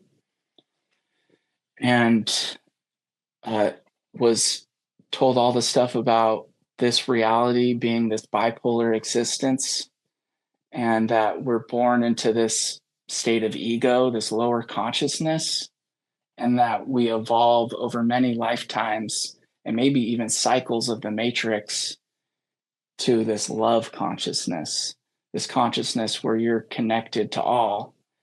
And what felt like the key to get there for me was to forgive, because since I am all, the resentment I'm holding towards others, even these figures like Trump, Bush, whoever, like it's like to hate those people is to be a hater myself, and to keep me from evolving to the state I'm supposed to get to is how it feels to me. And I mean, I was told all sorts of crazy stuff, and I really felt like, oh man, I could actually help my dad, which I think maybe I have through writing the book, but it was the last thing my parents wanted to hear when I was going through it. Like, I think I worried a lot of people, but Well, I mean, because to someone that doesn't believe in that, like, and when you're saying it's hard to convey, I guess my only frame of reference would be like you're trying to describe like how psychedelics feel to someone that has never come close to, you know, a psychedelic yeah, experience, or if they did, they didn't even know what that was. And then what you're describing, it sounds like if you were to just sit down with like a Rockefeller medicine doctor looking at the DSM, they're like, oh, you had a manic episode like that. yeah, Next, like here's your antipsychotic or whatever it is they're going to give you, and then, you know, be on your way. But so hmm so to you, what like maybe a Rockefeller doctor would be like, that was a manic episode, but that you were saying like the most lucid, creative, conscious moment that you've had that doesn't equate with psychedelic experience, that doesn't equate with transcendental meditation, like it was some other category. it made everything in my life make sense. Like like it really makes me feel like from the experience I had and what I perceive as this conscious evolution, like it makes me feel like I myself, as well as others, but I believe for myself, like I am an LLM. Like when it's like it feels as though every like stories, video games, movies, computers, AI exist as a reflection to understand ourselves more deeply. I don't. I'm And trying to think how I break this to my dad, my parents. Like, I go home for Christmas. Like, what's the conversation? I like. Where do you yeah, even start? I honestly like I don't know. I wrote trying to explain stuff to my parents. They just like, were freaked out at first, and I recorded the first confrontation because I'm making this documentary. And going back and looking at it is like, yeah, I get what they're, you know, I sound manic, but how could I not with experiencing what I experienced? And I really didn't want to tell them either, but it's things evolved through these experiences to where I felt like I had to tell my dad because I didn't know about Schumann resonance before.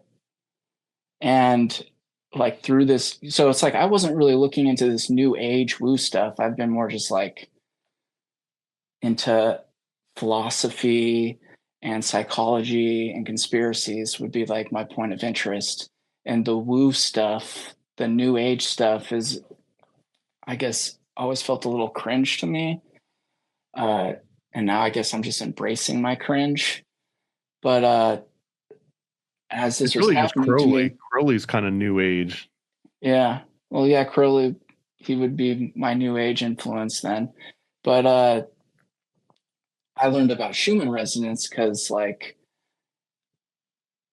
there were all of a sudden there were these people talking about how intense the Schumann resonance was at that moment that I was going through it, and it made me think like, oh man, I saw my dad the other day, and he kind of looked like he could be going through it because I could kind of tell, like I could kind of see in his face, like his presence, and but like as I was going through this, there, you know, we went and saw Deadpool versus Wolverine, and I didn't want to tell him. I didn't want to say anything because I was afraid that I was going to trigger him into one of these horrible experiences that are, you know, horrific to him.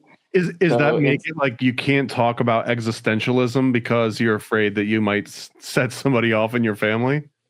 I think I can now, but I definitely like getting into making the documentary. It was very much dipping my. It was like the intention, but it always I feel protective of my dad, and I don't want to do anything that's going to push him to have some sort of like horrific experience. I want to, yeah, I want to help him.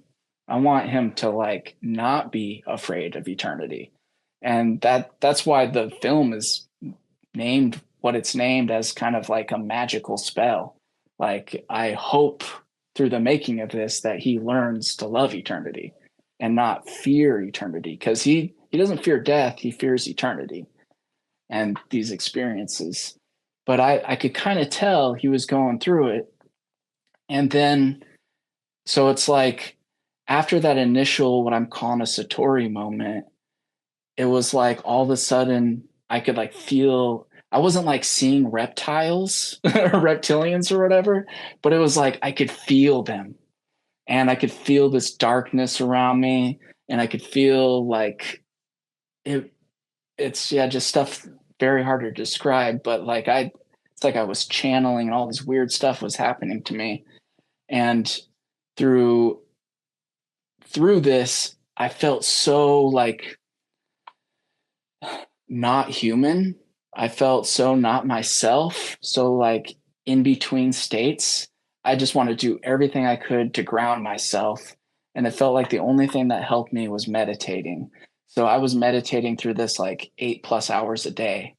And in these meditations, I started having like insane visions and being shown and told things. And in one of them, I was told, look up the Schumann resonance for when my dad has had these previous episodes. And so there were a couple episodes that I knew the dates he had them. And I started looking up like such and such dates and Schumann resonance, and would find videos of these woo people who follow that kind of stuff talking about the intensity of the Schumann resonance at that point. And I remember even one of them being like, look how it's all red right here. Someone's talking to God. And it's like our last name is Allred. And it's this time my dad's going through it, having this experience. And I was just like, oh shit, like I have to tell him. I can't keep this to myself anymore. I feel like I found like physical, some sort of materialistic proof that maybe he's not crazy. Because he thinks he's crazy, or did think he's crazy. I've very much felt like he's a shaman, and that he has these experiences. He writes them into his comics. It resonates with all these people around the world, and he helps people in a way that I don't even think he comprehends. So I felt like I had to share that with him, and when I did, they did not want to hear any of it, and I probably shouldn't have said anything, but that was one of the motivations in writing the book. And now both of my parents have read the book, because it's like this, it's all so much that like to even begin to scratch the surface, I could see how overwhelming it becomes to somebody. And so it felt like it just had to be put in pages for them to go through at their own pace. And now, like, I feel like my mom and dad really appreciate what I put together. They both have spoken highly of it. And I feel like I may have actually helped my dad. And like my mom even thinks my dad's an alien. So in these experiences, I was told that myself and my dad aren't from this existence, that we came here, like we volunteered, like we evolved from some other matrix, some other soul farm or whatever. Let's just call it collab and just make it easy. Collab.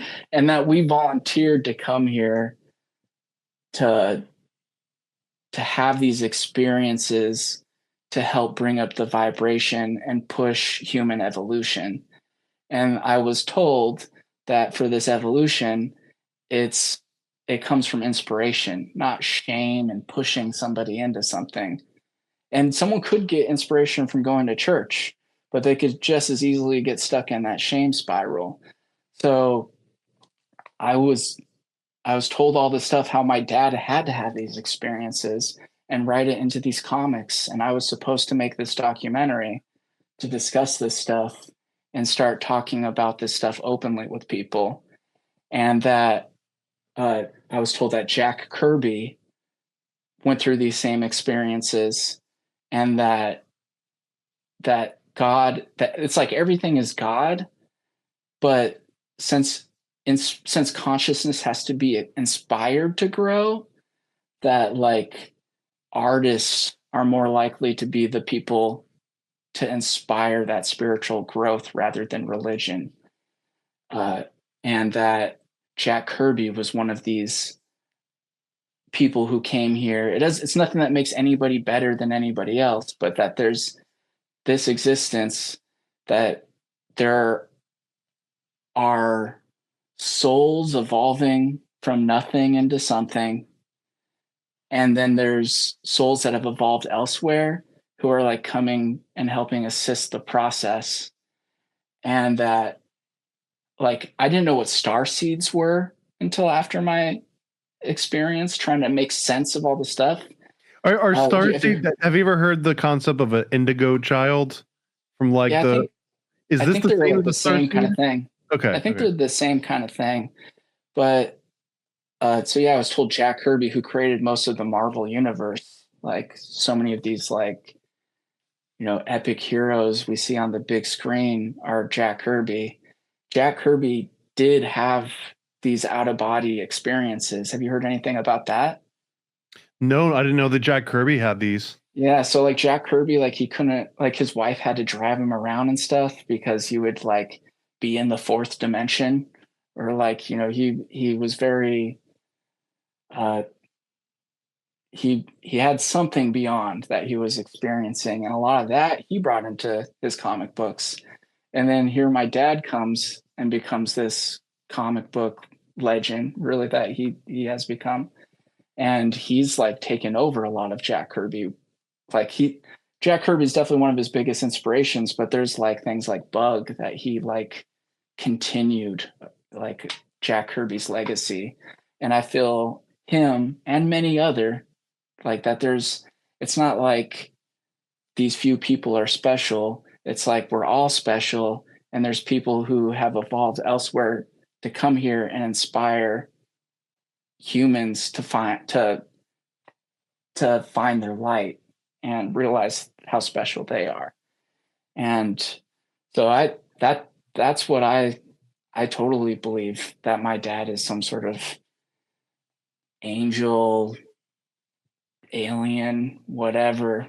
Slash And chaos magician, because I do, and I guess this yeah. is sort of the Grant Morrison angle of it too, but like, or even Alan Moore, but like the chaos magic of comic books, like you're literally creating sigils, like the textbook Mhm. definition of a sigil. When you sit down and draw a comic book and you draw the same symbols over and over again in different emotional capacities and different scales, and what you're doing is you're making sigils, but also if you're having visions and then you're actually like illustrating those visions and trying to convey things that you're seeing. This is like the ultimate hermetic principle of as above, so below. Like you're taking a thing and you're making a representation of that thing that's not the thing. And the more that you're doing that, you're literally putting magic out into the world, especially if you're making comic books. Yeah, so like I think chaos magic is just, of what I've learned about, it seems to describe what I believe the best. Now, did you pay the And that, license fee to say chaos magic? what's that? Did you pay the Do you, license fee to say chaos magic? I hope that's not a thing. Yeah, I believe in belief, and to me, like my understanding of chaos magic is like it's like a modular form of spirituality. Like you pick and choose and take what works for you, and that like these rituals, like so if you get into ritualistic magic and such, it starts to feel a lot like church, and it's like these Well, rituals, the which are church really got it from just somewhere. tools. That's where they got Yeah. it from, right? And so I think magic is just imagination. And I think that collectively, this reality we're living in is the echo of the collective imagination. And that we imagine things out of fear or love, and fear being separation, ego, and love being connection, oneness, like the security in knowing that not only does God have your back, but you are God. And so I think that when we're ruminating and imagining a situation, like, and how we need to take care of it or whatever, like that's like black magic if it's like coming from a place of fear. And so I feel like we're in this system now, this like just the way the government and everything runs feels like a system that's evolved from black magic, that like, oh, we need to control people out of fear and make sure implement these rules because we fear for people, where I think we're evolving to this lighter state with the belief in belief, and in the knowing that you are all. Like, I feel like when you have that kind of Satori experience, you can't not unsee it. Like, everybody is you, and you're not going to want to hurt people. You're you're not going to want to create rules to control and constrict. So I think magic is just belief. And so in the book, I talk about how I believe my parents were doing black magic on me as a kid, because every time I get in any sort of trouble, they would like be like, "Oh, you're becoming like your Uncle JR." And it was like they were working this spell on me. And then it really manifested until I became just like what they were so afraid I was going to become. This is like an NLP tactic too. Like if Yeah, you say something, you're helping make that thing happen because you're making the other person think it too, and it eventually becomes a self-fulfilling prophecy. absolutely. Yeah. So Go ahead. just this experience, like the big takeaway for myself is like, I guess it's like a key of discernment. Like, I kind of want to take everything in and like watch myself and kind of just reflect, is this coming from a place of love or is this coming from a place of fear? Because even though there might be just reasons to have that fear in this like material reality, like I don't I don't think it helps the evolution that like we yeah, that for me, like, I could listen to anybody talk about anything, and when they're coming from a place of like, these people need to be saved and fear, it's like I could just leave it behind and like listen to maybe what might resonate with the love in me. And Can you still listen to Jordan Maxwell? I could definitely, I mean, I don't see him as is he much of a fearful guy? I guess not. No, I think out of all the conspiracy theorists, maybe he wasn't as much of like a Bible basher. Mm. Yeah, I mean, I definitely see like Alex Jones as a complete like psyop counterintelligence kind of operation now. In the conspiracy world, David Icke, he's someone that I feel like I resonate more with. And when first reading David Icke stuff seemed like the most ridiculous, far-fetched, like it almost just felt like reading a sci-fi novel.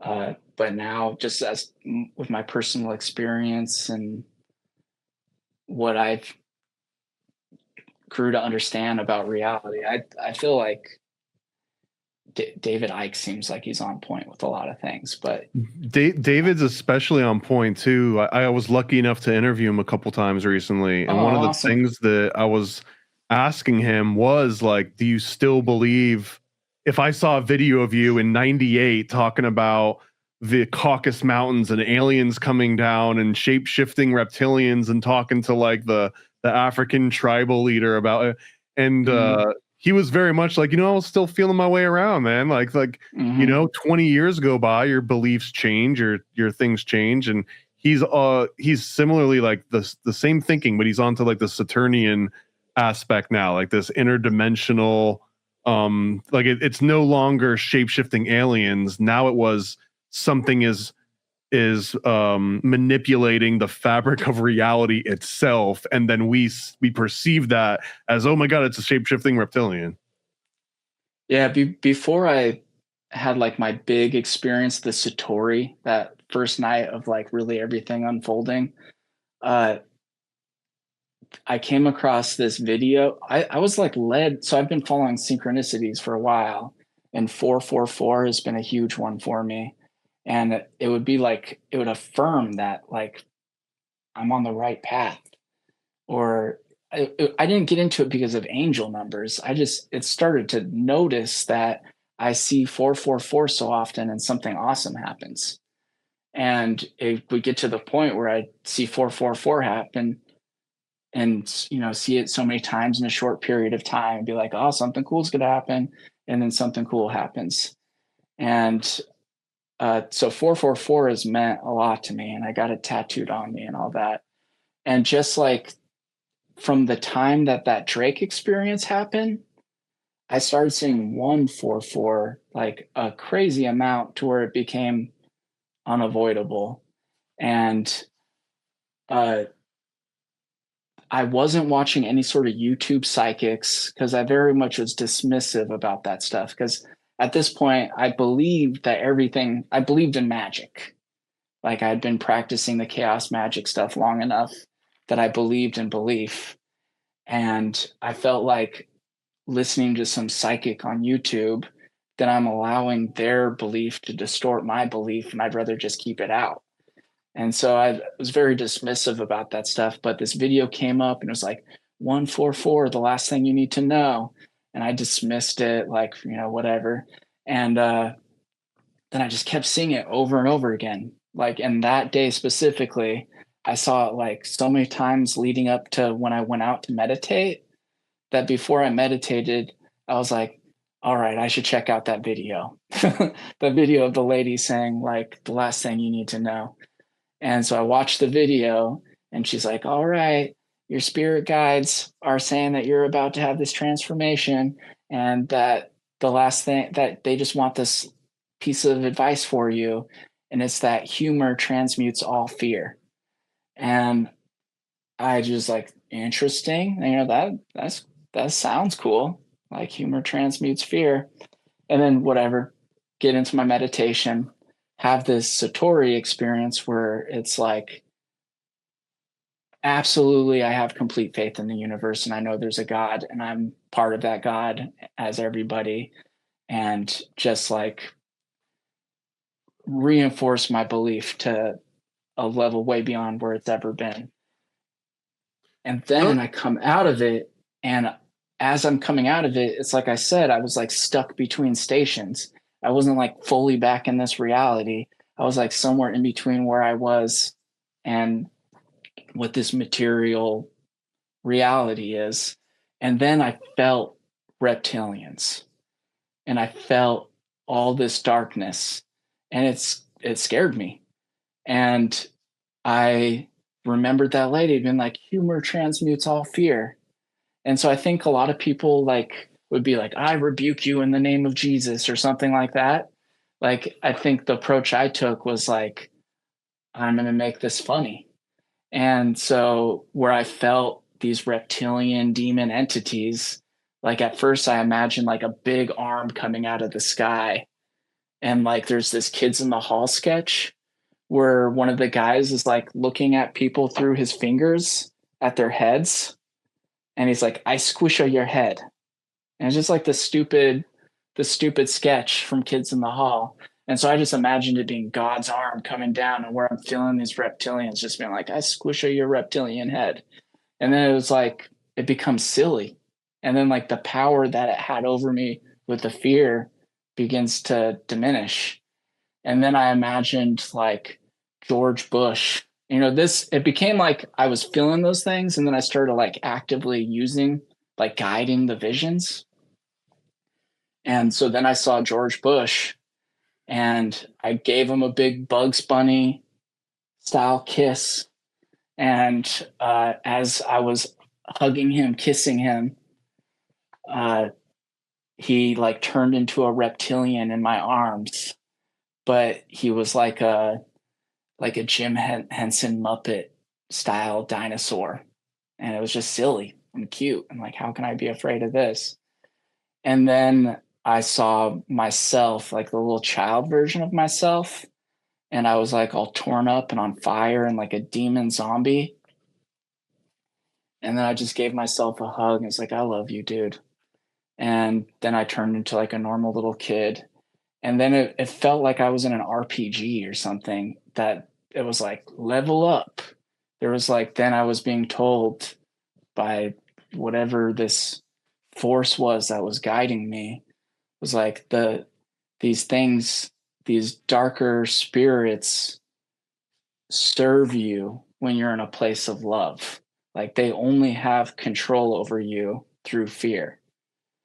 And I and it just felt like, and then that was it. Nothing else was dark after that. Like it's, there's been the real world reality of the things I believe don't mesh with society so well. But I wasn't having demon visions or anything after that. After you go through that, you're like, okay, I'm no longer afraid of death. I understand we're all one. Like once you've gone through that experience, how long does it take for it to wear off? Like, is it like when like tax season comes around, you have to start doing your IRS forms? Like, are you still one with the universe then too? Or you know what I mean? Does it go through shifts or phases? Like I very much, so my dad has always talked about how like these things happen to him, and there's like the big experience of it, and then there's the residual effects that he doesn't really like. It takes him sometimes months to get back to like the normalcy he had before. And I very much felt like I related to that. Like I had this profound experience. I had about 11 days of this, like the most intensity, where I was having all these visions and channels, and Like every single day for 11 days? yeah, well, primarily through meditation, because it was like the residual effects for me were like I did not feel human. Like I did not feel like, I felt like I was stuck in between. And so I just wanting to ground myself. And the only thing that was really soothing me was meditating. So I would get into these crazy multi-hour long meditation sessions, and then I'd have these wild visions. And that was like a period of like a week and a half. I wish I was like tracking things and really journaling then to have like more specific idea, because it is like a distorted memory. But I remember being told over and over again, 11 days, 11 days. And I don't know what 11 days is. And I was like, is something going to happen in 11 days? Like, and I think just looking back, like my experience seems like it lasted about 11 days of visions. I'm just assuming like maybe that was what the 11 days was. But yeah, it was like about a week and a half of just being in this in-between state and having intense visions where I felt as though I was being guided by something outside of this. Well, it sounds like it forced you to question even more of your beliefs. And you even said a couple times it's almost like a belief about beliefs. And I think that that's a perfect segue for this next segment, where I'm going to question your beliefs, quite literally. Hey, conspiracy buffs, I double dare you to take some PCP, the Paranormal Conspiracy Probe. On your marks, get set, and go! Okay, there is a cash prize if you get all of these right. So let me just go through them very quickly. Cool. What you're going to do is rate 1 to 10 on how much you believe something is real. So I like to start on Bigfoot. I think it's a nice, approachable one. So if you had to rate Bigfoot 1 to 10 on how real he is, what would you rate Bigfoot? Well, I mean, this game might be weird because I kind of believe everything is real. So we're just going to do 10 for everything? I think like when I had this experience, there was a moment where I was like, everything is fake.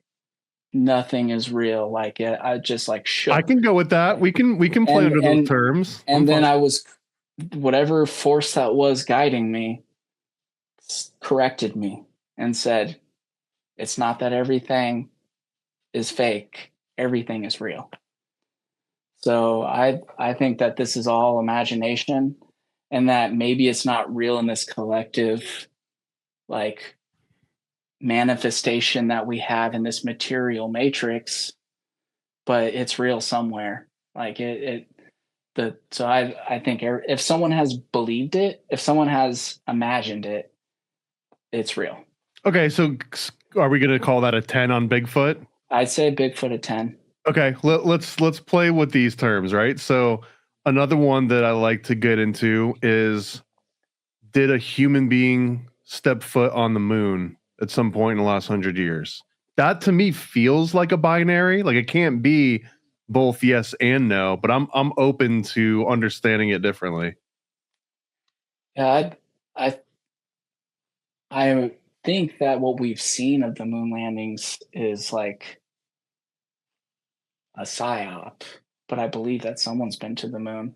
If there's even, I mean, I guess so much feels paradoxical, but yeah, like Okay, that's fine. That's 100% fine. So a human being set foot on the moon. So now if we said Stanley Kubrick is the one that helped direct the moon landings, if you're saying that was a psyop, what we saw on TV, Stanley Kubrick himself had some hand in that footage that gets aired to the rest of the world.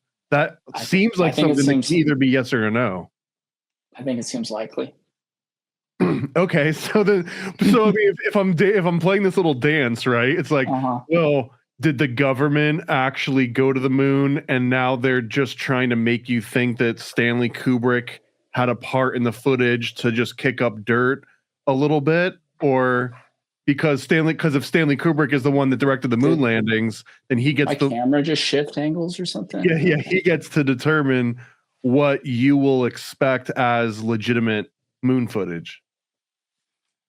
I definitely think Kubrick was behind some intelligence agency stuff. How about, do you think that, like, say, some of these might be in the weeds, but like, have you ever heard the theory that Mozart was killed by Freemasons for revealing their secrets in his music?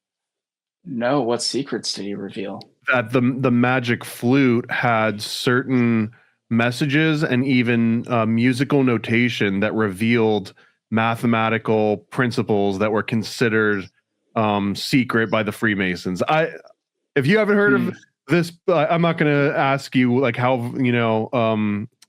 accurate it is that he was actually taken out by Freemasons, but there's definitely two camps on this. Some say that, like, no, that's crazy, he was beloved by Freemasons, but then there's an angle that yes, he was killed by Freemasons, and in fact people were so afraid of what he had done to the Freemasons that no one even attended his funeral, and that the only person that attended his funeral was the dog that followed, his dead body as they carted it away. I've never heard that, but that's a rabbit hole I'll be jumping down. I'm curious. I'll help you down that rabbit hole for sure. Nice. Okay. How about dragons? You can say 10 for everything. I won't be mad. 10. What about dinosaurs? 10. Even the ones that we know they lied about? I don't know about which ones they lied about. Well, there was the Bone Wars of, I think, the late 1800s, and it was when one of the archaeologists, paleontologists, found a bunch of bones, didn't necessarily know how to configure them, just got a bunch of bones, and was like, no one else really knows what this would look like either, so I could just kind of like make my own erector set, my own little Lego set, and be like, hey, that's a dinosaur. And then another a rival paleontologist was like, hey, if that guy's just making stuff up and he can get money from the museums, like, maybe I'll make stuff up. And they kind of got into a war of fake dinosaurs where they would just arrange certain bones in certain configurations and call it a thing and get a check. And then eventually it was like a Ponzi scheme, right? Like, you can only do it for so long, and then they blew out of the water. So there's something called the Bone Wars. Crazy. I'll look that up too. Yeah. So I think that like both flat Earth and round Earth could be real at the same time. Explain that to me. How can the Earth be flat and round at the same time? And so, like, for the experience I had, I felt like I was like, there were things I was guided and were presented to me. And then there's just all sorts of just like things I speculate on pretty hard. And this would be speculation purely, but just like the mandala effect and the possibility of these like multiple parallel existences. Maybe when we believe enough in one thing, like our belief thresholds us into a new dimension where the earth is flat, or into a dimension of reality where it's round. I get that. I've A read dimension where we've this is on like Four Agreements by Don Miguel Ruiz, or like the Toltec wisdom, where there's this web of illusion called Maya, and that the more people that believe in a certain illusion, that one starts to take form, and then we all have to like kind of like typical Matrix theory kind of stuff. No?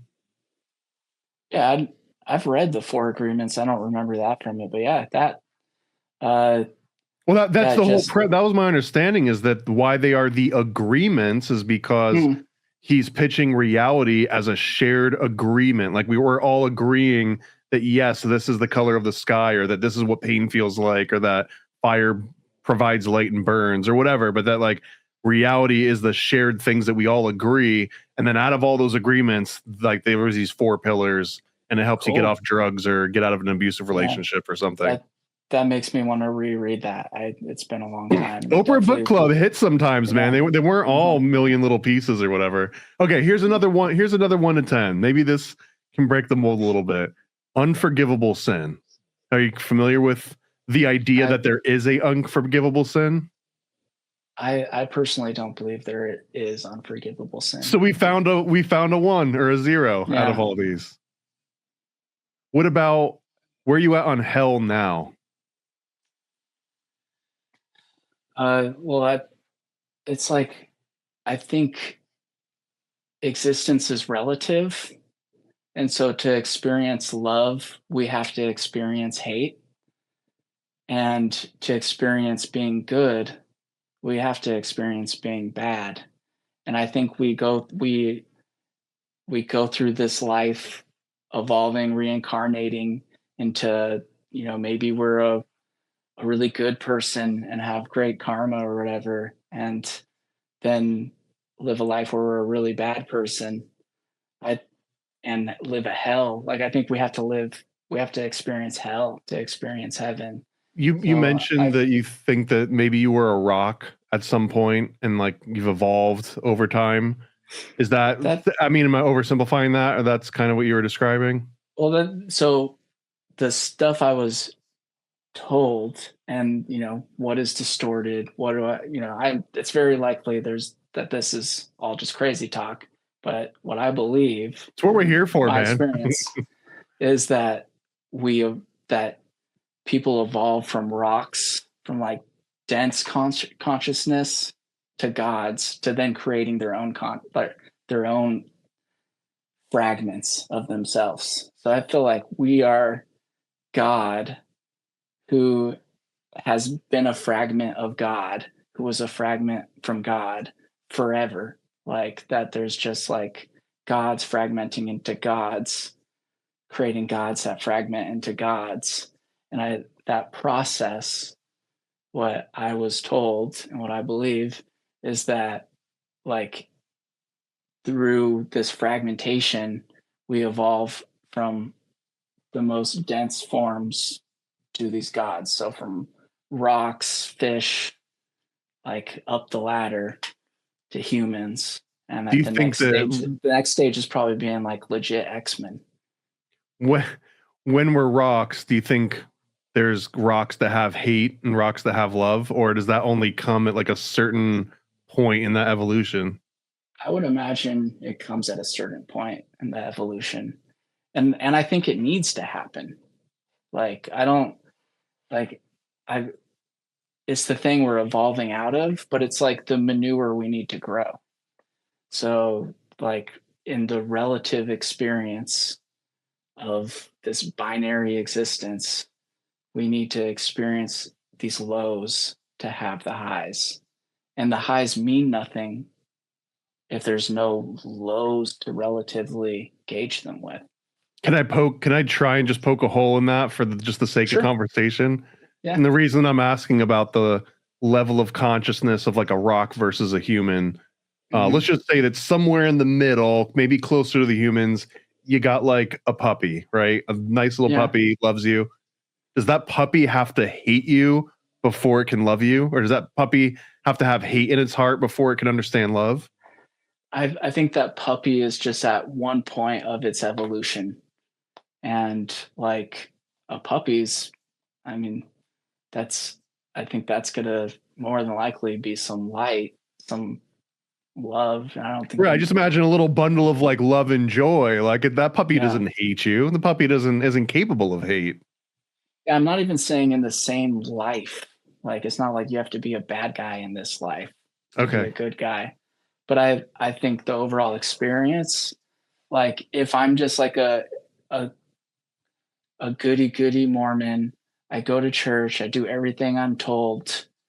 How superficial is my goodness? Like it doesn't feel genuine. Like to truly be good, you have to have some understanding of what it is to be bad. And good and bad, I don't really even believe in those concepts anymore. But it's like words distort and help me try to convey what I believe. If you knew what you know right now about all the esoteric and going through all sorts of experiences and everything, is there any hope to bring you back to the Mormon Church? Oh, there's no one way. to 10. Give us a 1 to 10 that you're going back to the Mormon Church. Like negative infinity. Okay, I did the impossible. I got you to give a few low ratings. No. Yeah. Yeah. In no way do I feel all knowing. I'm like I wrote in the book. I feel like Mr. Magoo, that old cartoon character. You know who I'm talking about? Yeah, the one that everything goes right, even though he has no idea what he's doing. He's walking into danger constantly, but it's like a guardian angel or something. That's me. I'm Mr. Magoo. You're Mr. Magoo. Failing upwards. Yep. And go ahead. I just wanted to say I like that you were saying that one of the defining moments of when you felt like you shed all this fakeness in the very first, maybe just coincidentally, but the first name was like, I forgive you, Rothschilds. Like, yeah. Why was that really the first name that came up? Well, I feel when you get into conspiracies, so many things point to them, and just like the structure of our society, they're definitely people I grew resentment towards. I feel like I can silver line this a little bit, or at least anyone that's like, oh, you Rothschilds, I'm so angry at you. But like, it was a great book. It's a short book. If anyone even cares, I'm going to forget the name right as I mention it.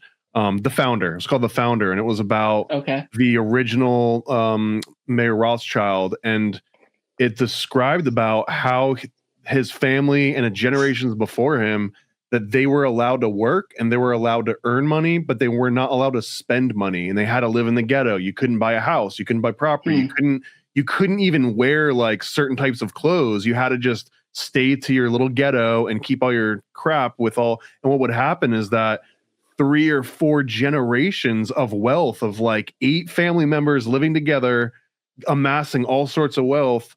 And a lot of the time that they were employed by doing money changing for legal and religious reasons. So like they're handling money, they're making money. They're not allowed to spend money at any point. They can't spend any money.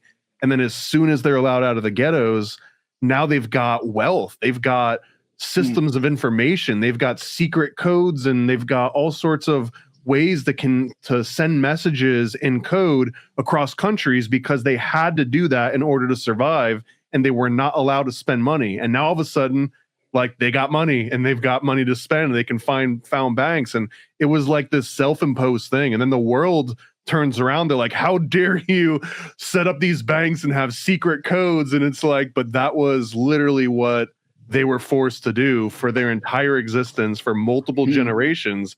And they got really good at it. And then the world just kind of turned, and it was like, oh, now you're not allowed to do this either. And I don't know if it came from a place of like, let's control the world and, send the reptilians to control everybody, as much as it was like, you've put me into this corner, and now we're really good at being in this corner, and now you're like, it turns into a bad thing. Yeah, I mean, I know I don't know. Like, I'm not the Rothschilds. Like, I can't know. But whether they are good or bad or in between, like, I think that bad, evil, the dark stuff does serve a purpose in like our evolution and our growth.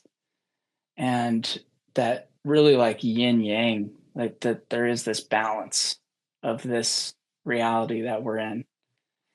And it serves us is what I believe. So I'm glad that I don't hold resentment towards the Rothschilds because they don't give a fuck. They don't care if I hold We resentment forgive you, towards them. Rothschilds. We forgive you, Illuminati. Yeah. One last one to 10. Pizzagate. Pizzagate. It seems like there's something real going on there. Yeah, like I know I can't know, but man, a lot of sus stuff for sure. Like, does that feel like a 5 something going on, or a 10 something going on, or a 2? Well, once again, maybe there's these different dimensions, and there's absolutely a Pizzagate here, and it's all Okay, just fair a point. joke here. Let me ask you, it's the flat Earth that has the Pizzagate, I assume, because it's flat like a pizza. Probably. I mean, it seems like I'm probably living on flat Earth right now, but we'll see what happens. Well, you said you didn't want to necessarily come and like pitch anything. You got a million things that you could pitch, though, man. You got a documentary, you've got a book, you've got music. Like, pitch something. Like, where do we go? Where do the people? I mean, what I want to pitch, if anything, is like the power of forgiveness. That's not going to pay your rent, man. Let's pitch something to pay a little bit of the rent. Yeah, I got nothing. Well, so anybody who Allred, HANALLRED, you could find me on YouTube or Instagram. And of course, when Spaceface, the documentary, is available, please rent, buy it, whatever. I want people to see that. The book, I hope, will be in a physical form at some point. But if anybody reaches out to me, if they care enough to reach out to me privately, I'll hook it up. Like, I just want to share it. And I really believe in the power of forgiveness. And I feel like if there's something I learned that I want to share, that especially coming from being like a conspiratorial type of person, I feel like we get stuck in these webs of belief, and conspiracies is one of those webs. And the way out of the web is forgiveness. That doesn't mean to not hold people accountable, but I believe when we let go of those resentments, then it empowers us and allows us to evolve. So I think the more we practice forgiveness, the stronger our love will be, and selfishly, the better our lives will be. I think that's a great place to end it. And I guess I'll start forgiving people too a little more. I will forgive you if you don't do the thumbs and the subscribe and do all the social things. I'll forgive you if you don't, but it might not be right away. It might not be today. Like, I might hold a grudge against you for a little bit, but then I'll open up my heart to Christ. And, open your, to whatever feels right for you. I feel like there's that Christ within. There's like a connection within that nobody but you can find for yourself. and the pathway there is forgiveness. And so, yeah. If there is a Christ in me, I don't feel like he's helping pay rent. Well, I mean, do you think Jesus Christ was able to pay rent? He was probably like bumming off. I don't know. You think when he flipped those tables over, he didn't pocket a few coins here and there? Hopefully. I don't know. Yeah, give unto Caesar. Yeah. Yeah. To love someone is to believe in them, I believe. So I believe in you. I believe in everybody watching. And everybody out there, like, it doesn't even matter how you feel about me. Like, I believe in you. You're valid. You're important. and life is special. Just buy something. Just buy something. From Paranoid American. Just buy something. Just buy something. From Paranoid American. Get some merch, buy some art. Click that link, add to cart. Say it back, need that print. Nod your head, give consent. Buy a comic, 3 or 4. Think this thought, I want more. Buy a sticker from the store. Think this thought, I want more. Just buy something. Just buy something. From Paranoid American. Just buy something. Just buy something. From Paranoid American. Paranoid. Yo.